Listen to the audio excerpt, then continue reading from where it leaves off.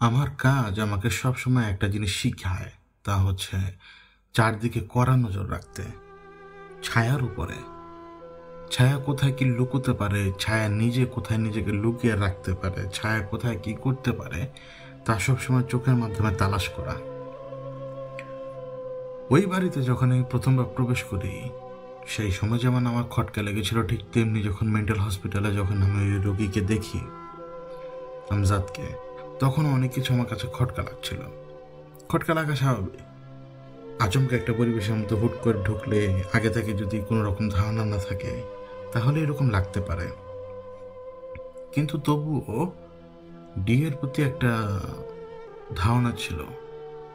ওই যে মেয়েটা ইলা, ওই মেয়েটাকে সে যদি হয়তো তার দৃষ্টি আজ এরকম থাকতো, তাহলে হয়তো সে মেয়েটাকে সেভ করতে পারতো। সেই গিল্টে যেমন তার ভেতরে ছিল বা আছে, ঠিক তেমনি সে মানুষের সাথে খুব ভালো করে মিশতে পারে, কারণ তার কাজই হচ্ছে সাইকেট্রিক ব্যাপারটা নিয়ে, মানে মানুষের সাইকিক ব্যাপারগুলো নিয়ে, মানসিক সমস্যাগুলো নিয়ে। সে একজন ডক্টর, সে সেই হিসেবে এক একজনকে ট্রিট করবে এবং তার এটা নেসেসারি প্রত্যেকটা পেশেন্টের সাথে মিশে যাওয়া। তখন ধরে নেওয়া যেতে পারে ইস্যুগুলা বা সমস্যাগুলা হয়তো আমার নিজের। কিন্তু যখন আমি ওই বাড়িতে, যখন আমরা এক্সোসিজমের রাতটা পার করি,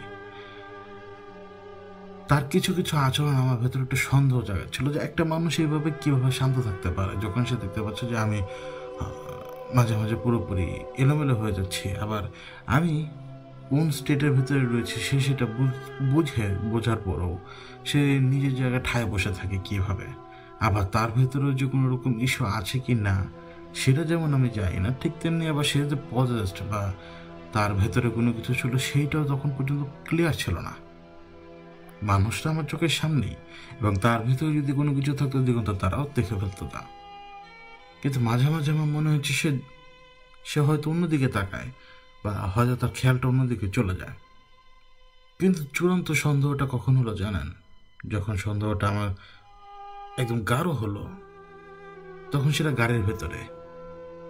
একে তো আমজাদ যে স্টোরি আমাকে বলছিল, স্টোরি বিশ্বাস করার মতো না। মানে একটা লোক পোলাইটলি, চিনে না জানে না, গাড়ির ভেতরে আমাকে বলা শুরু করে দিল, হ্যাঁ ঠিক আছে ভালো, ডিএকে সে চিনে জানে, তাই বলে আমার সামনে সে একই কথা কিভাবে রিপিট করতে পারে?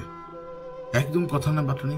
গাড়ির ভেতরে যখন হুঁশ আসবে, আপনার যখন সজ্ঞান ফেরত আসবে একটা গাড়ির ভেতরে, আপনি হয়তো আবছা আবছা অনেক কথা বলতে পারেন আমাকে, আপনার সাথে কি হয়েছে না হয়েছে ওই শখের ভেতরে থাকা অবস্থায়। পজিশন তো শখের চেয়ে বেশি। আপনি কখন জিন্দা কখন আপনি জিন্দা না সেটা বোঝার জন্য কঠিন। তো জিন্দা বা জিন্দা না ব্যাপারটা এই জন্য বললাম যে কখন রূপ ভেতরে আছে কখন রূপ বাইরে আছে সেটা তারা আপনি বুঝতে পারবেন না। যখন গাড়িটা আচমকা থামে, তখন যেমন থামাটা আমার কাছে মনে হয়েছিল যে ইচ্ছা করে থামিয়ে দেওয়া, ঠিক তেমনি যখন আমাকে ডি নিজে থেকে বলেছিল যে স্টোরি এইটুকুই, ওটা আমার কাছে মনে হয়েছিল স্পষ্টভাবে যে আমাকে সে বাধা দিয়েছে। এই জন্য একটা সন্দেহ ভেতর থেকে কাজ করছিল যে অনেক সময় মানুষ তো নিজে থেকেও তার নিজস্ব কলকাঠি নাড়ানোর চেষ্টা করে। সেই সন্দেহ থেকে আমি দিগন্ত তারাকে বলেছিলাম যে একটু দেখো তো সন্দেহটা কি। মনে হচ্ছিল যে সে পদাস, কিন্তু যখন তাকে চৌকির উপর আছাড় মারে, যা হয় বা যা হতে পারে, একটা মানুষ যখন চিন্তা করতে পারে যে এটা এই ঘটনা বা এটা এই ঘটনা, এটা এইভাবে হতে পারে না, বা এটা হতেও পারে, হয়তো 1,00,000 একবার এরকম একটা ঘটনা ঘটতেই পারে। কিন্তু যখন তাকে চৌকির উপর আছাড় মারলো, স্বাভাবিকভাবে একটা মানুষের ওয়েটে চৌকি ভেঙে যাওয়ার কথা, কিন্তু চৌকিটা ভাঙেনি।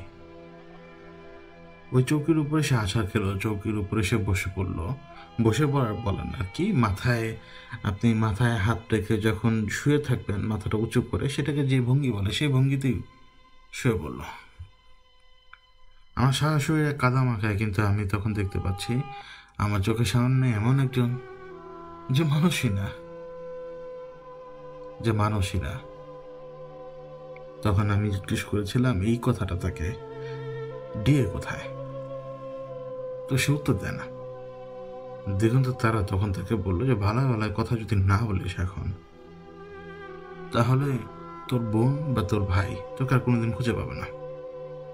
তো এই কথাটা বলার পরে আমি টের পেলাম যে ঘরের ভেতরে যে আলোর একটা আভা, এই আভাটা কেমন জানি অন্ধকার হয়ে আসছে, মনে হচ্ছে আরো বেশি অন্ধকার।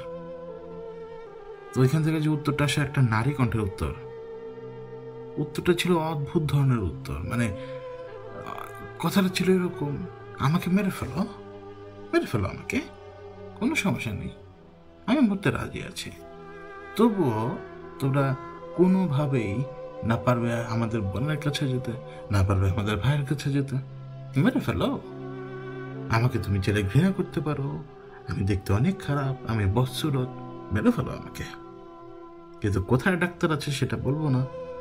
তো যখন সেই কথাটা বললো কোথায় ডাক্তার আছে সেটা বলবে না, ওই সময়ই জীবনদত্তা না আমি দেখতে পাই ওই চৌকিটার উপরে একটা কোনায় মনে হলো যেন কয়েকটা ছোট ছোট স্ফুলিঙ্গ জ্বলে উঠলো।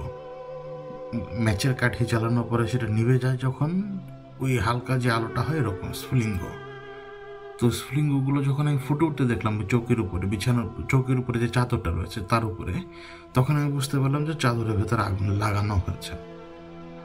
এবং এটাও দেখলাম যে একটা পা রাখা দিগন্ত তারার ওই চৌকির উপরে, মানে ওই চৌকির উপর থেকে সে যাতে সরতে না পারে। এবং যেই মুহূর্তে ওইখানে যখন আগুনের ফুলকিটা লাগানো হয়, সে হাসতে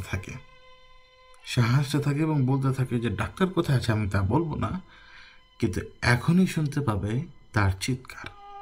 তো যখন সে কথাটা বললো যে এখনই শুনতে পাবে তার চিৎকার, তখন প্রথমে একটা শব্দ আসে, যে শব্দটা মানে আপনি শুনলেও বুঝতে পারবেন না এটা মানুষ চিৎকার দিল না জানোয়ার চিৎকার দিল, মানে গো এরকম একটা শব্দ। কিন্তু এই শব্দটা হচ্ছে একটা মানুষ এই শব্দটা করেছে, যে এই শব্দটা সে তার সমস্ত শক্তি দিয়ে করেছে, এবং শেষ মুহূর্তে যখন গলাটা ভেঙে যায় তো ফাটা বাঁশের মতো শব্দটা নিভে আসে, ঠিক ওরকম নিভে এসছে শব্দটা ওই চিৎকারের পরে। তারপরে ধুমধাম প্রচুর শব্দ, কে জানি লাভ যে দিল বৃষ্টির ভিতরে ভেজা ওঠানোর উপরে, এরপরে যে স্লিপ কেটে আছাড় খেয়েছে সেটা পর্যন্ত আমি শুনতে পাই। তারপরে দপদপে দৌড় দেওয়া শব্দ, এগুলো সব এই মুহূর্তের ভিতরে ঘটে। তারপর পরেই কয়েকজন মহিলার এবং পুরুষের চিৎকার শুনতে পেলাম, যে আয় ধর গেল এরকম কথাবার্তা।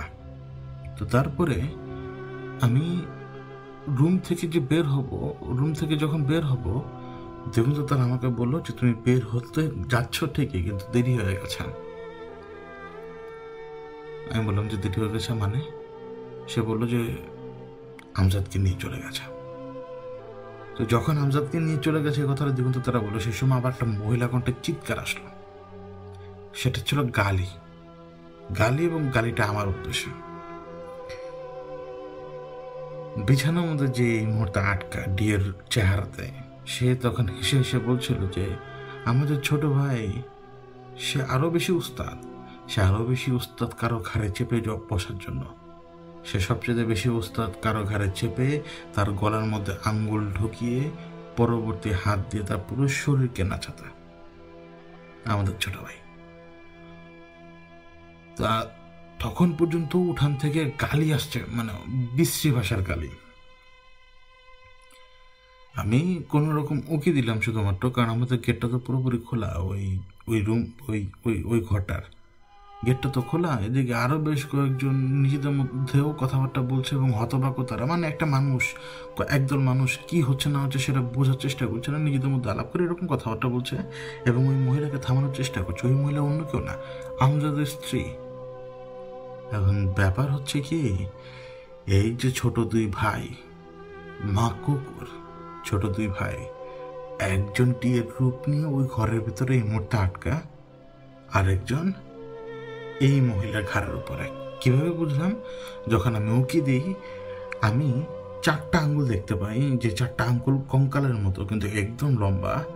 সেই মহিলার ঠিক গলার ডান দিক দিয়ে ঠিক গলার কণ্ঠনালী পর্যন্ত ধরা, ঠিক কণ্ঠনালী পর্যন্ত সেই 4টা আঙ্গুল একদম সাজানো। বাম দিক দিয়ে, মহিলার মাথার বাম সাইড দিয়ে আরেকটা মাথা দেখা যায়, যে মাথাটা কালো ছায়া, মানে জাস্ট একটা কালো ছায়া, এবং তার ওই ছায়ার মতো শরীরটা হালকা হালকা একটু একটু বোঝা যায় একটা ছোট্ট বাচ্চা তার কাঁধে চেপে বসছে। ব্যাপারটা এরকম, কিন্তু যে ছোট্ট বাচ্চা তার কাঁধে চেপে বসছে তার মাথাটা একদম বিকট, কেমন যেন মনে হবে যে গাছটা দিয়ে তৈরি করা মাথা, গাছের ছাল বাকল দিয়ে তৈরি করা মাথা। আমি কিন্তু এটা উকি দিয়ে যখন আমি এবার দেখি, ওই সময় আমার মনে হলো ওকে দেখে যেমন আমি নিজে আটকে উঠেছিলাম, মানে ভেতরে ভেতরে ওই এন্টিটি, ওই মহিলাকে যেহেতু সে ধরে ফেলেছে, সেও একই সময় একটু আটকে উঠেছিল, মানে হতচকিত হওয়ার মতো অবস্থা একজন আরেকজনকে দেখে। কিন্তু সে তখনও অশ্রাব্য ভাষায় আমাকে গালিগালাজ করে যাচ্ছে, এবং আমি দেখতে পাচ্ছি কি মহিলা কথা বলছে, মহিলা যখন কথা বলছে সে তার 4টা আঙ্গুল নাড়াচ্ছে একই টাইমে, মানে ওই মহিলা গলা দিয়ে কথাগুলো সেই বের করাচ্ছে, অন্য কেউ না। সে মহিলাকে পুরোপুরি পজেস্ট করতে কিভাবে পেরেছে তা আমি জানি না। এখন মহিলার অবস্থা খুব খারাপ, সে নিজের কাপড় চোপড় নিজে ছিঁড়ে ফেলেছে শুধুমাত্র এটা বলার জন্য যে তুই, মানে আমার উপরে ব্লেম দেওয়ার জন্য, যেটা আমার জন্য হচ্ছে। অন্যান্য মহিলারা এসে তাকে ঢাকার চেষ্টা করছে, টেনে নিয়ে যাওয়ার চেষ্টা করছে, পারছে না। 5 জন মহিলা ছিল সেখানে, পরে ছেলেরা আসলো, কেউ পারছে না। কোনো রকম তারা সবাই দোয়া-দরুদ পড়তে পড়তে, বিশ্বাস করুন 12-13 জন লোক দোয়া-দরুদ পড়তে পড়তে মহিলাকে টেনে নিয়ে গেছে। কেউ কেউ মহিলাকে শূন্যে ভাসানোর চেষ্টা করেছে 2 পা ধরে, কিন্তু পারেনি। একেবারে ঠিক ওই উঠানের, আপনি যদি বাড়ি থেকে বের হওয়ার রাস্তা, যেহেতু ডান দিকে এবং বাম দিকে ছোট নিচু জমি ছিল, যে মানে ছোট্ট জমি আর কি, মানে ডোবার মতো। তো যখন বের হওয়ার যে বাম দিকের যে ডোবাটা, সেই ডোবার প্রান্তে আবার, মানে বাড়ির সীমানার ভেতরেই একটা বড় গাছ আছে। ওই গাছের ভেতরে, মানে ওই গাছের কাছাকাছি যাওয়ার সাথে সাথেই ওই মহিলা আরও বেশি ভার হয়ে যায়, তারা কেউ ধরে রাখতে পারে না। এর মধ্যে 2-3 জন মহিলা অদ্ভুত কোনো কিছু দেখতে পায়, ভয়ঙ্কর তাদের হিসাবে, কারণ তারা নাকি দেখতে পায় বাড়ির উঠানের ভিতরে ছোট্ট ছোট্ট 2-2.5 বছর বয়সের ছেলে মেয়ে, যাদের শরীরে কোনো কাপড় নেই, তাদের কারোর পেট একদম ফাড়া, কারোর হাতের ভেতরে মানুষের মাথা, মানে ছোট বাচ্চার মাথা, কেউ জিব্বা বের করে আছে, তো কারোর চোখ নেই, কারোর মাথার এক সাইড নেই, তো কারোর কল্লাই নেই। তারা দাঁড়িয়ে আছে এবং তারা বিশ্রী রকমের অঙ্গভঙ্গি করছে। তো এটা দেখে 3-4 জন মহিলা সেখানে চিৎকার দিয়ে, মানে দৌড় দিয়ে সরার চেষ্টা করে, একজন সেন্সলেস হয়ে যায় ভয়ে। ছেলেরা কেউ দেখেনি, পুরুষরা কেউ দেখেনি। এখন এই অবস্থায় মহিলাকে ধরে রাখা অনেক কঠিন হয়ে পড়েছে, কিন্তু আমজাদও তো গায়েব। ঘটনা হচ্ছে যে ঘরের ভিতরে মোটামুটি সবাই সে সময় ঘুমানোর জন্য প্রস্তুতি নিচ্ছে। আমজাদের নাকি কেমন যেন একটু অস্বস্তি লাগছিল, সে তার নিজের ঘাড় মানে চুলকানোর চেষ্টা করছিল, বারবার সে তার নিজের ঘাড়কে চুলকাচ্ছে, এবং তার কেমন জানি লাগছিল। ওই কেমন জানি লাগছিল বলাটা পরে তার স্ত্রী আসলো দেখার জন্য।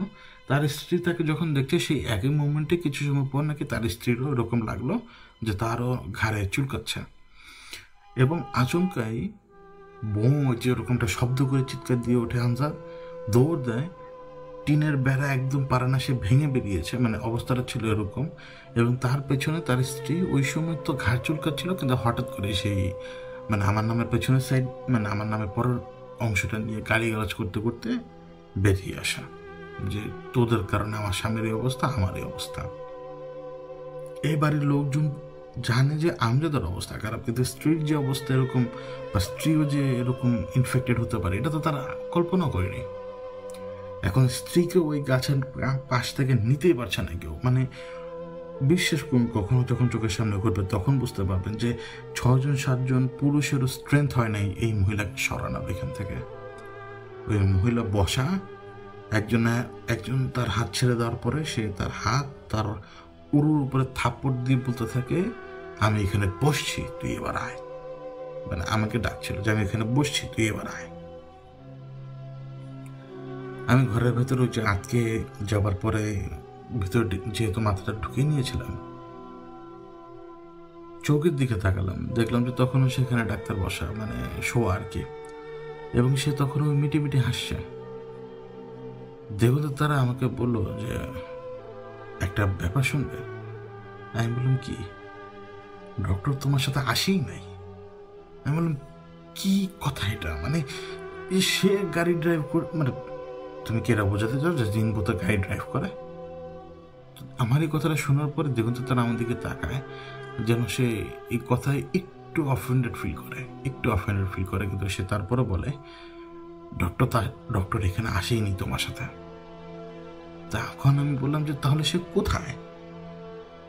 সে আমাকে এটা বললো যে আমার যেটা ধারণা এই মুহূর্তে, আমি তোমাকে ছেড়ে যেতে পারছি না, কিন্তু আমার মনে হয় সে ওই বাড়িতেই, হয়তো ওই কোনো না কোনো সময় অদল বদল হয়ে গেছে। আমি বললাম ঠিক আছে, তুমি যে দেখে আসো একটু কষ্ট করে, একটু কনফার্ম হও যে সে সেখানে আছে। মানে কাউকে তো আর আমরা জানাতে পারছি না, যদি একটু কনফার্ম হও যে সে সেখানে আছে, আমি কাউকে না কাউকে অন্তত ফোন দিয়ে বলতে পারবো, অথবা এই যে এখানে পরিবারের লোকজন আছে ফোন দিয়ে বলতে পারবো, তাকে ওইখান থেকে সরানোর ব্যবস্থা আমি করতে পারবো। তুমি বিশেষ করে খোঁজ নাও, বিশেষ করে ওই খাটের নিচে দেখো, যদি এটা হয়েই থাকে যে ডিএ এখানে আসেই নেই, আমি বুঝি না এটা কিভাবে সম্ভব। সে আমার মাথার মধ্যে, মানে মাথায় একটু হাত বুলিয়ে দেওয়ার পরে বললো যে ব্যাপারটা অনেক বেশি জটিল, এখানে পুরো কথা শোনার সময়ও পাওনি তুমি, পুরো ব্যাপার জানা আরও বেশি কঠিন হয়ে গেছে।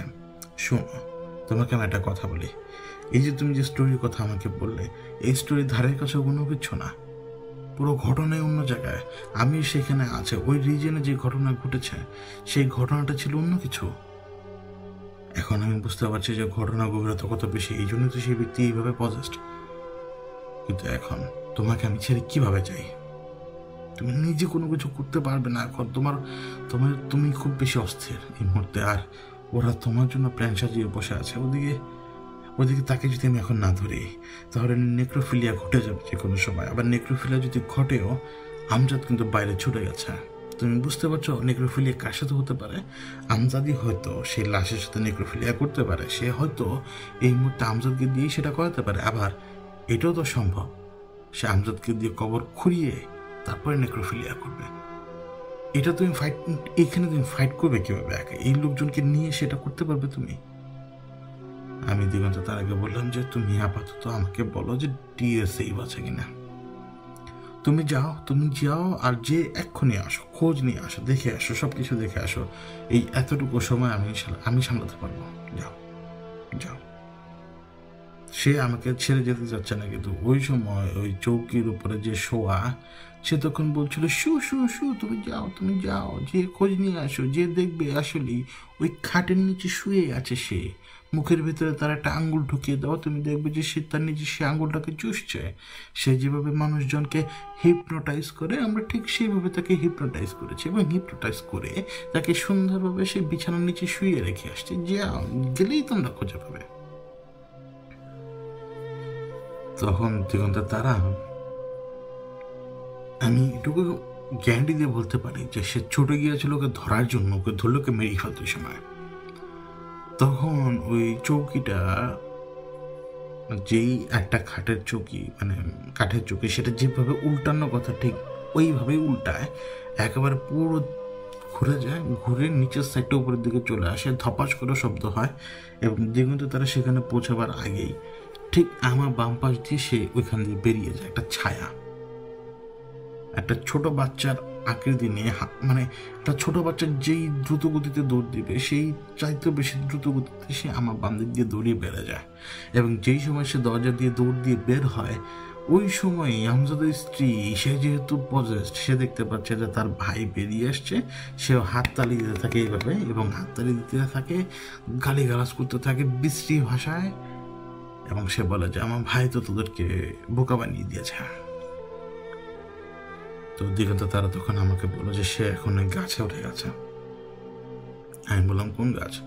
সে বললো তুমি বাইরে বেরোলে দেখবে যে একটা গাছ আছে, এই মহিলাকে যে পজেস্ট করেছে সে নিজে ওই গাছের নিচে, এক ভাই গাছের উপরে, আরেক ভাই গাছের নিচে মহিলার সাথে। এখন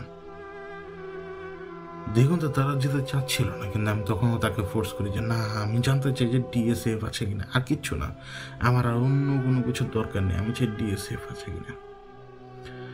তো দিগন্ত তারা তখন সেখান থেকে চলে যায় এবং সে আমাকে বলে রাখে যে রাতের আর বেশি সময় বাকি নেই, এই শেষ সময়টার মধ্যে সব ঘটনা ঘটতে পারে যে কোনো সময়। এখন তোমাকে আমি রেখে যাচ্ছি, ঠিক আছে, কিন্তু আমি দ্রুত চলে আসবো, কিন্তু যদি দেখো যে পরিস্থিতি তোমার বিরুদ্ধে চলে যাচ্ছে তারপর তুমি এগিয়েও না, তোমার উপর অনেক বড় বিপদ এখানে। তুমি এখানকার রাস্তাঘাট কোনো কিছু চেনো না, জানো না। এমনও হতে পারে যে এই যে বাড়ির লোকজনকে ফুসিয়ে তুলতে পারে তোমার বিরুদ্ধে, জানো, এরা যে কোনো ক্ষতি করে ফেলতে পারে তোমার। তারপরে আমি দেখুন তাদেরকে বুঝাই যে এখন যে এই বিপদে আমরা রয়েছি, এই বিপদ আর কোনো উপায় নেই আমাদের হাতে। দেখুন তারা বের হয়, এবং যখন দেখুন তারা বের হয় এভাবে হাতে তালি দিচ্ছিল আরো জোরে জোরে, এবং হাতে তালি দিতে দিতে ওই যে লোকজন যারা আশপাশে ওই মুহূর্তে মহিলার, তাদের উদ্দেশ্য করে সেই মহিলা বলছিল আর কি যে দেখো দেখো দেখো দেখো, একজন চলে গেছে, এই আরেকজন এক্ষুনি বের হবে যে দরজা দিয়ে। সে খুব ভালো করে জানে এখানে এত ঘটনা কার কারণে হচ্ছে, এই সমস্ত দোষ ওদের। এই যে আজকাল তোমরা ঘুমাতে পারছো না, তোমাদের ঘুম সব হারাম করে ফেলেছে এই যে বজ্জাত, মানে আমাকে উদ্দেশ্য করে সে বলছিল। এবং যখন আমি বের হই, আমার গায়ে তো কাদা মাটি, তখনও কয়েকজন লোক এগিয়ে এসে আমাকে জিজ্ঞেস করে আপনার পরিচয়টা কি। তখন আমি তাদেরকে বলি যে আমি এখানে এসেছি ডক্টরের সাথে। আমার ডক্টর আমাকে বলেছিল যে ডক্টর আর কি সেই আমজাদের চিকিৎসা করছিল, আমজাদ তার সাথে জিনের সমস্যা আছে আর আমি ওই কাজ করি। যখন আমি বললাম যে আমি ওই কাজ করি, তখন সেও যেমন ভ্যাটকা দিচ্ছিল, মহিলা ভ্যাটকাচ্ছিল, ঠিক তেমনি তারা আমাদেরকে এমনভাবে তাকায় যেন মানে দুনিয়ার সবচেয়ে বড় মিথ্যা কথা মনে হয় আমি বললাম তখন, এটা তাদের মনে হলো আমাকে দেখে। এবং আমি তাদেরকে বলি যে দেখুন এখন যে অবস্থা, কোনো কিছু আমি আপনাদেরকে বোঝাতে পারবো না। এর মধ্যে একজন আমাকে বলে উঠলো যে এ বেটাকে এত ময়লা কিসের, কোন জায়গায় গেছিল। তখন আমি বললাম যে দেখুন আমি আপনাদেরকে বলি, এদিক দিয়ে একটা মেইন রোড আছে, কোন দিকে আমি যাই না, এদিক দিয়ে একটা মেইন রোড আছে, যে মেইন রোডের মতো জায়গা যেটার মধ্যে চারপাশে মানে কাদা রয়েছে, এইটার থেকে ডান দিকে কিছু দূর আগানোর পরে আবার ঢালু একটা রাস্তা নেমে গেছে, ঠিক এই মেইন রোডের বাম দিক দিয়েই। ওই ঢালু রাস্তার আবার পাশেই, মানে ঢালু রাস্তার যেদিক দিয়ে নেমেছে ওটা কিন্তু জঙ্গলের ভেতরের রাস্তা, ঢালু রাস্তা কিন্তু দেখা যায়। যখন আমি কথাটা বললাম তখন তারা বললো হ্যাঁ দেখা যায় তো কি। তখন আমি বললাম যে আমি এখানে ছিলাম, এবং আপনাদের এখানে যে লোক মারা গিয়েছে তার কবরও কি ওইদিকে, কারণ আমি তার কবর খুঁজতে ওই জায়গায় গিয়েছিলাম। তখন ওই লোকজন জিজ্ঞেস করলাম তো কবর খুঁজতে গেছেন কেন। আমি বললাম যে আমি কবর খুঁজতে গিয়েছি কারণ এই লাশ আজকে তোলার চেষ্টা করবে, আর এই যে আমরা দৌড় দিয়ে চলে গেছে না, ও এই লাশ তুলবে এবং এই লাশ তুলে এই লাশ খাবার চেষ্টা করবে। কথাটা কিন্তু আমি ঘুরিয়ে দিয়েছি, আমি জানি মানুষ কীরকম। এই জন্য আমি বলেছিলাম ওই আমজাদ কিন্তু লাশ তুলে লাশ খেয়ে ফেলবে। আপনি ওর স্ত্রীকে জিজ্ঞেস করুন, যাকে এখন ধরে রেখেছেন জিজ্ঞেস করুন। এ কথা বলার পরেই ওদিক থেকে কিন্তু ওই উত্তরই আসে যেটা আমি এক্সপেক্ট করি নাই। ওই মহিলা তখন বলে হ্যাঁ একদম সঠিক কথা, লাশ খাওয়ার জন্য তো এত কিছু করা হচ্ছে, লাশ খাবে না তো কি করবে বল, লাশের অনেক স্বাদ, খাবি তোরা। এই কথা বলার পরে আমি তাদেরকে বোঝাই যে দেখুন এই অবস্থা, আমাকে দেখে মনে হবে না, কিন্তু আমি এই মুহূর্তে যতটুকু পারি ঠেকানোর চেষ্টা করতে পারি। আপনাদের সেই ক্যাপাবিলিটি আছে ঠেকানোর। তখন তারা একজন আরেকজনের দিকে তাকায়। তখন বয়স্ক একজন বললো যে কি করতে চান আপনি, এভাবে কথা বললো। তখন আমি বললাম যে আমাকে একটা ওজিফার বই এনে দেন, আরও ভালো হয় যদি আপনি কোরআন শরীফ এনে দিতে পারেন আমাকে কেউ। তখন একজন আরেকজনকে বললো বা একজন আরেকজন জিজ্ঞেস করলো যে কার ঘরে কি আছে, কিতাব কি আছে। কারো ঘরে ওজিফার কিতাব ছিল না, মানে যে ছোট ছোট সূরা যেই ছোট বইটা হয়, সব একজন রেসপন্স করলো যে তার ঘরে কোরআন শরীফ রয়েছে। তখন আমি বললাম যে ঠিক আছে আমাকে দেন। তো এই কথা বলার পরে যখন আমি কথাটা বললাম, ওই যে ওই গাছ নাড়ানো শুরু করেছে। বৃষ্টি হচ্ছে, কিন্তু বৃষ্টিটা কিন্তু ঝিরঝির। এই ঝিরঝির বৃষ্টির ভেতরে যখন উপর থেকে পানি পড়ছে, এই অবস্থা তো কোরআন শরীফ পড়া সম্ভব না, কারণ কোরআন শরীফ আমি হাতে নিব, বৃষ্টির পানি পড়বে, এটা কি হয় নাকি? এটা হয় না। কিন্তু টিনের পানি যেটা বেয়ে আসছিল, মানে বৃষ্টি হওয়ার কারণে টিন বেয়ে যে পানি আসছিল, ওই পানি দিয়েই আমি ওইখানে উজু করছিলাম, ওকে দেখিয়ে, ওই মহিলাকে, আমজাদের স্ত্রীকে। সে তখন বসা, দুই পা সামনের দিকে মেলে দিয়ে বসা, বৃষ্টির ভঙ্গিতে কাপড় কয়েক জায়গাতে ছিঁড়ে ফেটে গেছে, কিন্তু সে সেখানে বসা, দৌড়ও দেয় না, কিচ্ছু করে না, উল্টা হাত দেখিয়ে ইশারা করে এইভাবে ডাকে আমাকে, আয় আয়, এইভাবে ডাকে। চোখগুলো কেমন জানি বিশ্রী রকমের নজর রাখছে আমার উপরে। কোরআন শরীফ এনে দিল আমাকে, এখন আমি তো পড়তে পারি, সমস্যা হলো আমার মনে পড়ে না কোনো কিছু। আমি এখন ওইখানে যাবো, আমার মনে পড়ছে না। আমি ভালো মতো বেশ কয়েকটা জায়গা ঘুরে ঘুরে যতটুকু আমার মনে করার দরকার আমি পড়তে থাকলাম। উজু যেহেতু করেছি, পড়তে থাকলাম। পড়ার পরে মনে হলো যে পারবো। চোখ বন্ধ করে যখন আবার পড়ার চেষ্টা করলাম, মাথার মধ্যে আসে না। চোখ দিয়ে তাকানোর পরে যখন কোরআন শরীফের লেখাগুলো দেখতে পাচ্ছি, পড়তে পারছি, চোখ বন্ধ করলে মনে আসে না। এক অদ্ভুত জ্বালার ভিতরে আমি এই জ্বালা আমি বোঝাতে পারবো না। মানে এই যে শাস্তিটা আমি পাই, অ্যারোগেন্সের কারণেই পাই। তখন আমার যে সাহায্যের দরকার, ওই সাহায্য তখন আল্লাহ ছাড়া অন্য কে দিবে আমাকে? আমি বৃষ্টির ভিতরে তো কোরআন শরীফ নিয়ে যেতে পারি না, তো আমি কোরআন শরীফটা আবার হ্যান্ড ওভার করে দিই তাদের কাছে। কোরআন শরীফটা হ্যান্ড ওভার করে দেওয়ার পর আমি যখন হেঁটে ওই মহিলার সামনে দাঁড়াই, তখন বৃষ্টি বেড়ে গেছে আরও। বৃষ্টি এখন ওই আলোতেও পানির ফোঁটা যখন মাটির উপরে পড়ছে, স্প্ল্যাশ করছে, সেটা আমি দেখতে পাচ্ছি। এবং ওই মহিলা প্রথম কথাটাই আমাকে বলে, অশ্লীল একটা কথা, যে আমাকে এটা কর। তখন আমি বললাম যে তোর নাম কি? উপরে গাছের উপরে যে এনটিটি বসে, সে তখন এখান থেকে বললো যে ওর নাম কাউয়া, কি করবি বল। আমি তো গাছের উপর দিকে তাকালাম, লোকজন কি খেয়াল করলো আমি জানি না, গাছ তখনও নাড়ায়। মানে একটা জায়গায় ঝড় হচ্ছে এরকম অবস্থা না, বৃষ্টি হচ্ছে, কিন্তু এইখানে গাছ উপরের দিকে নড়াচড়া করছে প্রচুর, বাতাসের মতো তোল খাচ্ছে। এবং ওই এনটিটি গাছটাকে নাড়াচ্ছে উপরে থেকে। নিচে যে বসে আছে সে আমাদের তাকিয়ে ভেঙচি কাটছে এবং বলছে যে তোর হুজুরগিরি কর, হুজুরগিরি দেখা আমাদের উপরে এখন।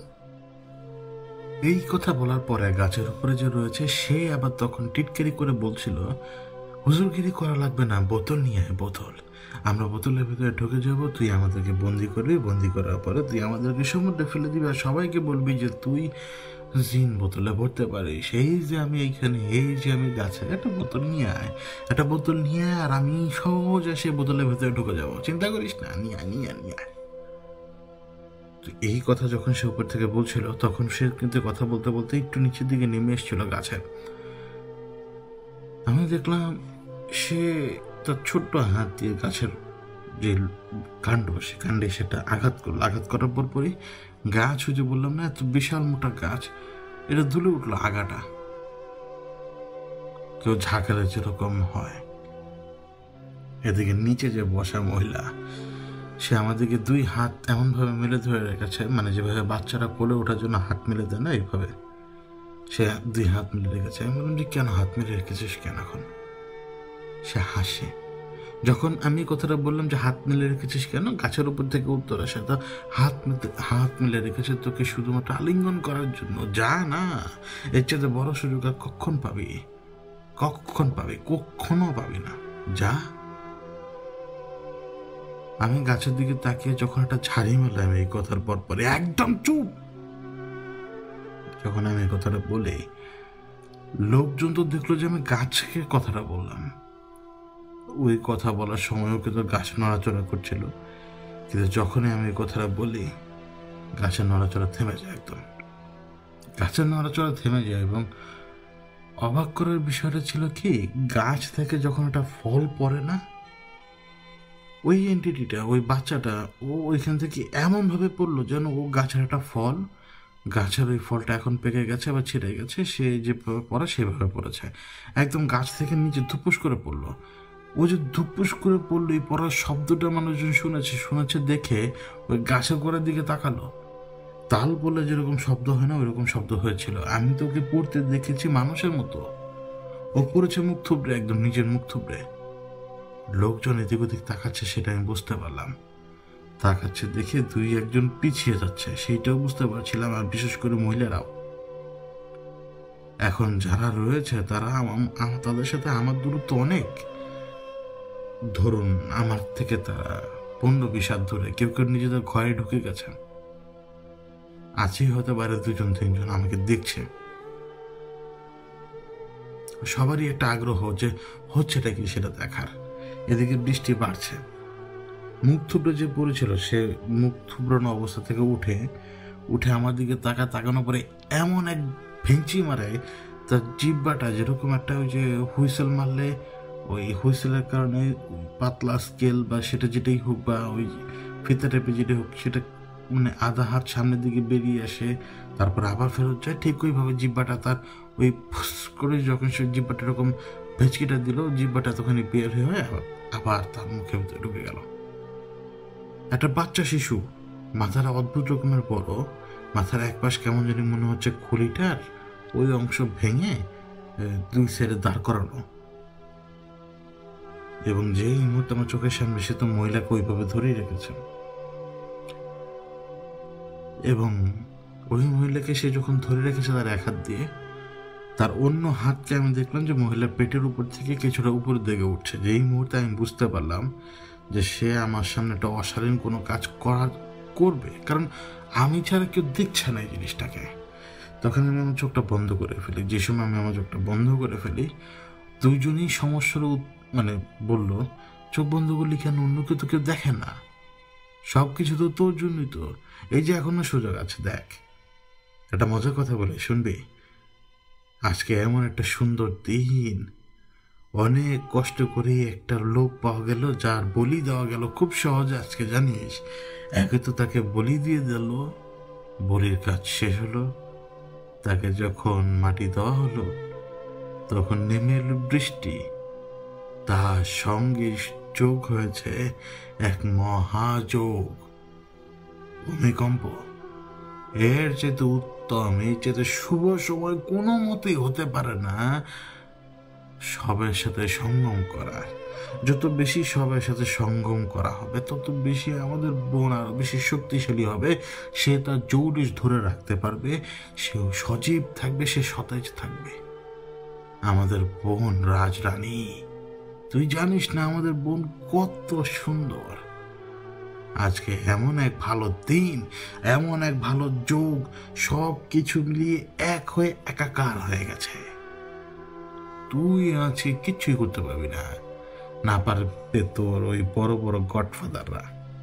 যখনই কথাটা বললো যে বড় বড় গডফাদাররা, তখন আমি বললাম যে তোরা আফ্রিকার ওই রিজনের লোক, তাই না? যারা 2-1 শব্দ অদ্ভুত হয়ে বলিস তোদের ডায়ালেক্টের কারণে। তো উত্তর আমাকে দিল, তাতে কি আসা যায়, আমরা কোন শব্দ বলি বা না বলি তাতে কোনো কিছু যায় আসে না, তুই তোর হুজুর গিয়ে শুরু কর, আয়। আমার কিন্তু চোখ বন্ধ।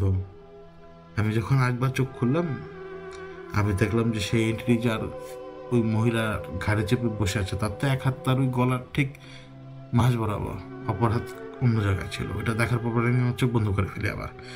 তো চোখ বন্ধ করে যখন আমি ফেলি, ওই সময় ওই পলকের জন্য আমি এই 2 জন এন্টিটি এবং ওই মহিলার এক বৎসরত হাসি দেখি, বৎসরত হাসি।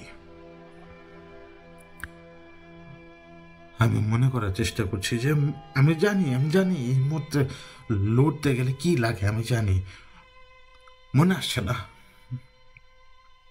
যখন মনে আসছে না, ওরা তো বুঝতে পারছে, তখন ওরাই নিজেরাই কথা শুরু করে দিল। যে গাছ থেকে পড়েছিল সে কথা বলতে লাগলো, সে বলতে লাগলো, বুঝেছি তো খুব কষ্ট হয়, তাই না? কষ্ট হবে না কেন? যে জিনিস মনে থাকে সেই জিনিস মনে করতে পারছিস না, এর চেয়ে বড় কষ্ট আর কি হতে পারে? স্বাভাবিক, ধরেই নিতে পারি তোর এখন অনেক বেশি কষ্ট হচ্ছে, তাহলে আমরা তোকে মনে করিয়ে দিই, তুই কি করেছিলি? বাচ্চা নিয়ে এসেছিল তোর কাছে, তুই বলেছিলি যে বাচ্চার কোনো সমস্যা নেই, কিন্তু বাচ্চার সমস্যা আছে। বাচ্চাকে ঝাড়লো, বাচ্চার অবস্থা খারাপ হয়ে গেল, তারপরে বাচ্চা মরে গেল। বাচ্চা যখন মরে গেল সেই খবর তুই যখন পেলি, তখন তুই সেই দিনকে ধরতে গেলি, তুই তাকে পেলি না, তুই করলি কি, তার পরিবারের বাকি লোকগুলোকে আটকে দিলি। আটকে দেওয়ার পরে সে যখন সামনে এলো তখন তাকে তুই ব্যবস্থা করে ফেললি। এখন সেই দিনের পর থেকে কিন্তু তোর আর মাথা কাজ করে না। ঠিক এভাবে বললো সে। ব্যঙ্গ আর তাচ্ছিল্য এই সব কিছু মিলিয়ে সে আমার রাগের একটা পরীক্ষা নিচ্ছিল। তখন ওই গাছ থেকে যে নিচে বললো সে তখন বলতে লাগলো, তো ওই বাচ্চার কথাটা সেটা বলতে লাগলো, ওই বাচ্চার বডির অবস্থা কি এখন খবরে সে বলতে লাগলো, সে বলতে পারছে। তো আমি তাকে বললাম যে তুই চুপ কর, তুই চুপ কর, তুই চুপ করে এই কথা বলে আমি তার দিকে শুধু তাকাই, মাথার একটু ঘুরে, কারণ মহিলা তখন আমার পেরিফেরাল ভিশনে, তখন মহিলার দিকে আমি ডিরেক্টলি তাকাতেই পারবো না, আমার ওই অবস্থা নেই, তারও সেই অবস্থা নেই। এদিকে বৃষ্টির জোর বাড়ছে, বৃষ্টির জোর এমনভাবে বাড়ছে যে এখন আমার কথা পাশের লোক শুনতে পাবে না টিনে বৃষ্টি পড়ার শব্দের কারণে। আমি দেখলাম যে গাছের উপর থেকে নিচে পড়েছিল তার হাতে কি জানি, এবং সে জিহ্বা দিয়ে আইসক্রিম যেভাবে খায় মানুষ, গলে যাওয়া আইসক্রিম, ওইভাবে সে জিহ্বা দিয়ে কি জানি চেটে খাচ্ছে। একটু ভালো করে খেয়াল করার পরে আমি দেখলাম একটা শিশু বাচ্চার হাত, একটা শিশু বাচ্চার কোণে থেকে উপরের অংশটা হাতের, এবং সেটা কালো হয়ে গেছে, সেটার সাথে পোকা লেগে আছে। ওই কালো হয়ে যাওয়া জায়গাগুলো সে জিহ্বা দিয়ে চেটে চেটে তার মুখের মধ্যে নিচ্ছে, এবং পোকাগুলোও তার মুখের ভিতরে চলে যাচ্ছে, এবং পোকাগুলোও তার মুখের আশপাশে, গাল বলুন বা যেটাই বলুন সেখানে লেগে আছে। এবং সে আমাদেরকে তাকিয়ে সেইভাবে খাচ্ছে, এবং সে আমাকে ইশারা ইঙ্গিতে বোঝাচ্ছে খাবি কিনা। আমি আমার চোখ বন্ধ করলাম এবং আমি বুক ভরে নিঃশ্বাস নিয়ে চিন্তা করতে থাকলাম যে আমি আমার জীবনে যতই পাপ করেছি এর তো কোন মাফ নাই, মাফ নাই, মাফ আছে তা আমি জানি না। আমি বিলিভ করি মাফ নাই, কিন্তু আমি জানি মালিক আপনি আমাকে সাহায্য করবেন, সেটা আজ হোক বা কাল হোক, যখনই হোক আপনি আপনার ইচ্ছা মতোই করবেন। শুধু আমাকে এই জায়গাটা থেকে রক্ষা করুন, আর কোনো কিচ্ছু না মালিক। আমাকে এইভাবে অপদস্থ না করিয়েন, মনে মনে বললাম। এবং মনে মনে বলার ঠিক পর মুহূর্তে আমি কমান্ড করলাম, একদম একদম চিৎকার করে বললাম যে আপনারা যারা চারপাশে দাঁড়িয়ে আছেন এখন বেরিয়ে আসেন, এবং বেরিয়ে এসে এই মহিলাকে ধরেন এবং ভালো মতো তাকে একটা কাপড় পুড়িয়ে সে কাপড় একটা গিট মেরে দেন। লোকজন প্রথমে আমার কথা বুঝতে পারিনি, আমি চিৎকার করে তাদের সাথে কথা বলতে লাগলাম, এবং যেই সময় আমি চিৎকার করে কথা বলতে লাগলাম এই যে গাছের উপর থেকে যে পড়েছিল সে কিছুটা দূরে সরে যায়, একদম গাছের গোড়াতে যে বসে পড়ে, যেন একটা বাচ্চা ভয় পেয়েছে, সে বসে চুপচাপ চোরের মতো আমাকে দেখছে যে আমি কি করি না করি। আমি যখন চিৎকার করলাম লোকজন প্রথমে বুঝতে পারেনি, তারপর তারা বের হলো, বেশ কয়েকজন মহিলা বৃষ্টিতে ভিজে বের হলো।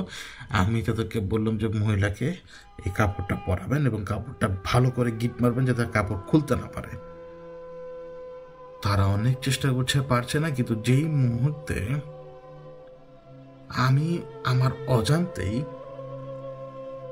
বলে বসলাম তাকে যদি না ছাড়িস তাহলে কিন্তু এটা মনে রাখ, ওই বাচ্চার যে হাসর হয়েছে ওই হাসর তোর সাথে হবে। আমি করি নাই, তোদের মধ্যে থেকে তো কেউ করেছিল, কিন্তু ওই একই হাসর আমি তোর সাথে করব। তুই যদি এখন বাধা দেস, তোর সাথে আমার জানা বোঝা অনেক কিছু বাকি, এখনো আর অনেক ডিল করা বাকি। আগে আমি যা বলি সেটা কর। তো লোকজন তখন আমার ওই কথার উপরে ভিত্তি করে তখন তাকে কাপড় পরিয়ে দেয়, এবং ওই কাপড় ততক্ষণ বৃষ্টিতে ভেজে গিয়েছিল, কাপড়গুলো টাইট করে বেঁধে দেওয়া হয়। কাপড় একদম টাইট করে যখন বেঁধে দেয় সেই লোকজন তো সরে যায়, তারা সাথে সাথে সেখান থেকে সরে যায়। মহিলা তখন সেখানে বসা, এইভাবে এই বৃষ্টির মধ্যে সেই আর বেশিক্ষণ বসে থাকতে পারবে না, তাহলে কিন্তু সে অসুস্থ হয়ে পড়বে, সুস্থ হলেও অসুস্থ হয়ে পড়বে। ওদিকে গাছের মধ্যে গাছের গোড়া যে ছিল সে আবার একটু কাছের দিকে গিয়ে আসছে। এবার আমি তার দিকে তাকালাম, যে মহিলা ঘাড়ের উপরে বসা। আমি তাকে জিজ্ঞেস করলাম তোর নাম কে? তো সে তার অপর হাত ছড়ালো মহিলার অন্য জায়গা থেকে এবং সে আঙ্গুল গুনে গুনে গুনে গুনে কে জানি বলতে শুরু করলো। ওইটা আমার কানে আসেনি, কারণ বৃষ্টির শব্দ প্রচণ্ড চারপাশে। এখন বৃষ্টি এখন ভারী যোগে পড়ছে। আমি জিজ্ঞেস করলাম আমজাদ কোথায়? ও কি উত্তর দিল সেটাও আমি বুঝিনি। যখন আমি জিজ্ঞেস করলাম মা কাকু কোথায়, তখন উত্তর দেয়নি। এদিকে বৃষ্টি আরো বেশি, মনে হচ্ছে যেন এখন প্রত্যেক সেকেন্ডে সেকেন্ডে বৃষ্টির যে পরিমাণ তা বাড়ছে। চোখ খোলা রাখার পরও সবকিছু ঝাপসা ঝাপসা। ওই মহিলার গলার ভেতর থেকে অদ্ভুত ধরনের শব্দ বের হতে লাগলো। কেন যেন মনে হচ্ছে যে তার গলার ভেতরে আঙ্গুল ঢুকিয়ে দিয়েছে কেউ, এবং সে ওই আঙ্গুল ঢুকিয়ে দেওয়ার কারণে সে বমি করার চেষ্টা করছে, কিন্তু সেই আঙ্গুলও বের করছে না সেই ব্যক্তি, এবং মহিলাও বমি করার চেষ্টা করছে। এই একই সময় একই ঘটনা আর কি, যার কারণে মনে হচ্ছে এরকম অদ্ভুত শব্দ। মহিলার মুখ দিয়ে তখনই এই বৃষ্টির ভেতরে ফেনা বেরিয়ে আসলো। ফেনা, মুখে পানি পড়ছে, ফেনাও সেই সাথে মিশে যাচ্ছে, কিন্তু মুখ দিয়ে তখনও তার ফেনা বেরিয়ে আসছে। এবং এই ফেনাগুলো দেখার পরে আরো বেশি অস্থির হয়ে উঠেছিলাম আমি। তখন আর কোনো উপায় ছিল না, আমি সাথে সাথে তার সামনে যাই, বসে পড়ে একদম ওর চোখে চোখ, মানে মহিলার বাম সাইডে যেহেতু ওর মাথা, ওর চোখে চোখ রেখে বলতে লাগলাম যে এক্ষুনি তুই এই মহিলাকে ছাড়, আর যদি এখন তুই না ছাড়িস তাহলে কিন্তু আমি ব্যবস্থা নিব। মহিলাকে ছাড়, এবং আমি মহিলার রীতিমতো দুই কাজ ধরে ফেলি, কারণ আমি ওকে তো ধরতে পারছি না। মহিলাকে আমি রীতিমতো ঝাঁকাচ্ছিলাম যে মহিলাকে ছাড়, ওকে ছাড়, এখন ছাড়। এবং যখন আমি তাকে ঝাঁকাচ্ছি, মহিলাকে যখন আমি ঝাঁকাচ্ছিলাম, যে এতক্ষণ মহিলাকে ধরে রেখেছিল সে ওই সময় যখন আমি তাকে ঝাঁকানি দিচ্ছি, যেন তার ওই ঝাঁকের কারণে মহিলার উপরে তার যে গ্রিপ, সেই গ্রিপ যেন ছুটে যাচ্ছিল। মনে হচ্ছিল যে কিছু সময়ের জন্য সে একবার পেছনে পড়ে যাচ্ছে, আবার চলে আসছে, ধরে ফেলার চেষ্টা করছে মহিলাকে, আবারও ছিটকে যাচ্ছে, পেছনের দিকে পড়ে যাচ্ছে, কিন্তু আবারও সে মহিলাকে আপ্রাণ শক্তিতে ধরে ফেলার চেষ্টা করছে। যেই সময় আমি তাকে ঝাঁকাচ্ছি, তার দুই কাঁধের উপরে হাত রেখে একদম শক্ত করে তাকে আমি ঝাঁকাচ্ছি যে এক্ষুনি তাকে ছাড়বি, আমি আর কিচ্ছু জানি না। কিন্তু এটা ব্যাকফায়ার করে। আমার মনে হচ্ছিল যে ঝাঁকির কারণে সে প্রায় কন্ট্রোল হারিয়ে ফেলেছিল আমজাদের স্ত্রীর উপর থেকে, কিন্তু ব্যাকফায়ারটা এমনভাবে করে যে মহিলারা তাকে ধরে রেখেছিল। এবং এই সময়ের ভেতরে যে বেশ কয়েকজন পুরুষ ওই বৃষ্টির ভেতরে নিজ দায়িত্বে এগিয়ে এসেছিল, কী কারণে এগিয়ে এসেছিল তা তো আর আমি জানি না। হঠাৎ সে আমাকে বলে বসলো 1 2 3 4, এখান থেকে সবাই যা। আমাকে উদ্দেশ্য করে বলল।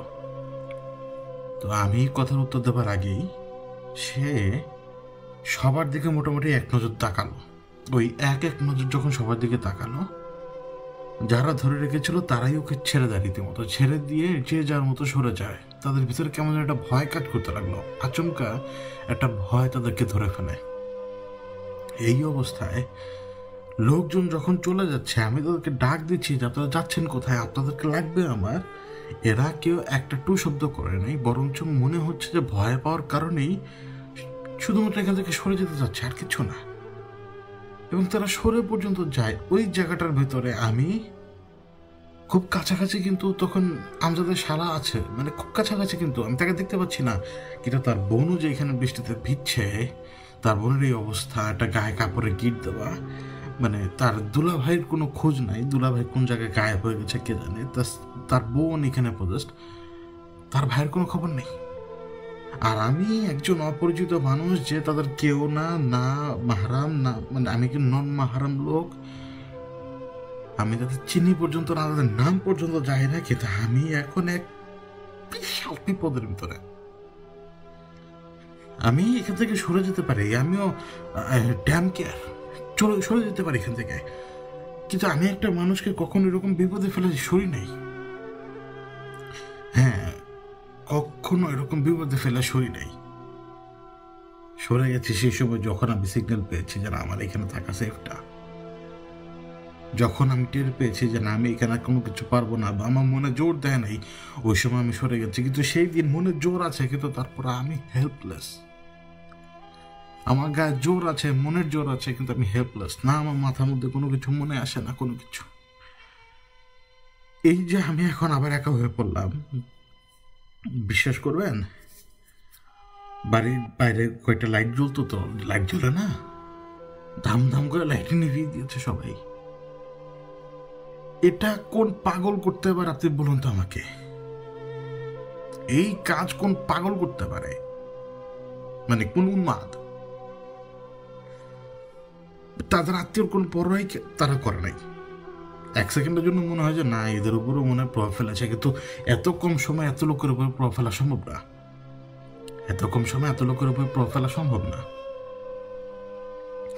আমি যখন তাদেরকে ডাকছি, চিৎকার করে ডাকছি, সেই সময় ওই মহিলা আমার হাত ধরে মানে ওই আর কি, ওই এন্টিটি যে তার বাম দিকে তার মাথাটা দেখা যায়, হাত ধরে বলছে যে কেউ তোর ডাকে সাড়া দিবে না, কেউ তোর ডাকে সাড়া দিবে না।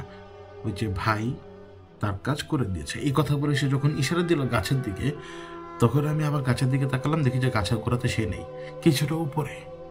ওইখান থেকে সে এভাবে হাতে তালি দিয়ে বলল কাজ করে দিয়েছি, কেউ আর এখন আসবে না, কেউ আর এখন আসবে না।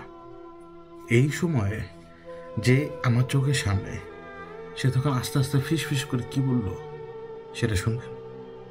সে বলল কবর খোঁড়া হয়ে গেছে, কবর খোঁড়া হয়ে গেছে, এখন তুমি যত কিছুই করো তুমি সেইখানে যে পৌঁছাতে পারবে না।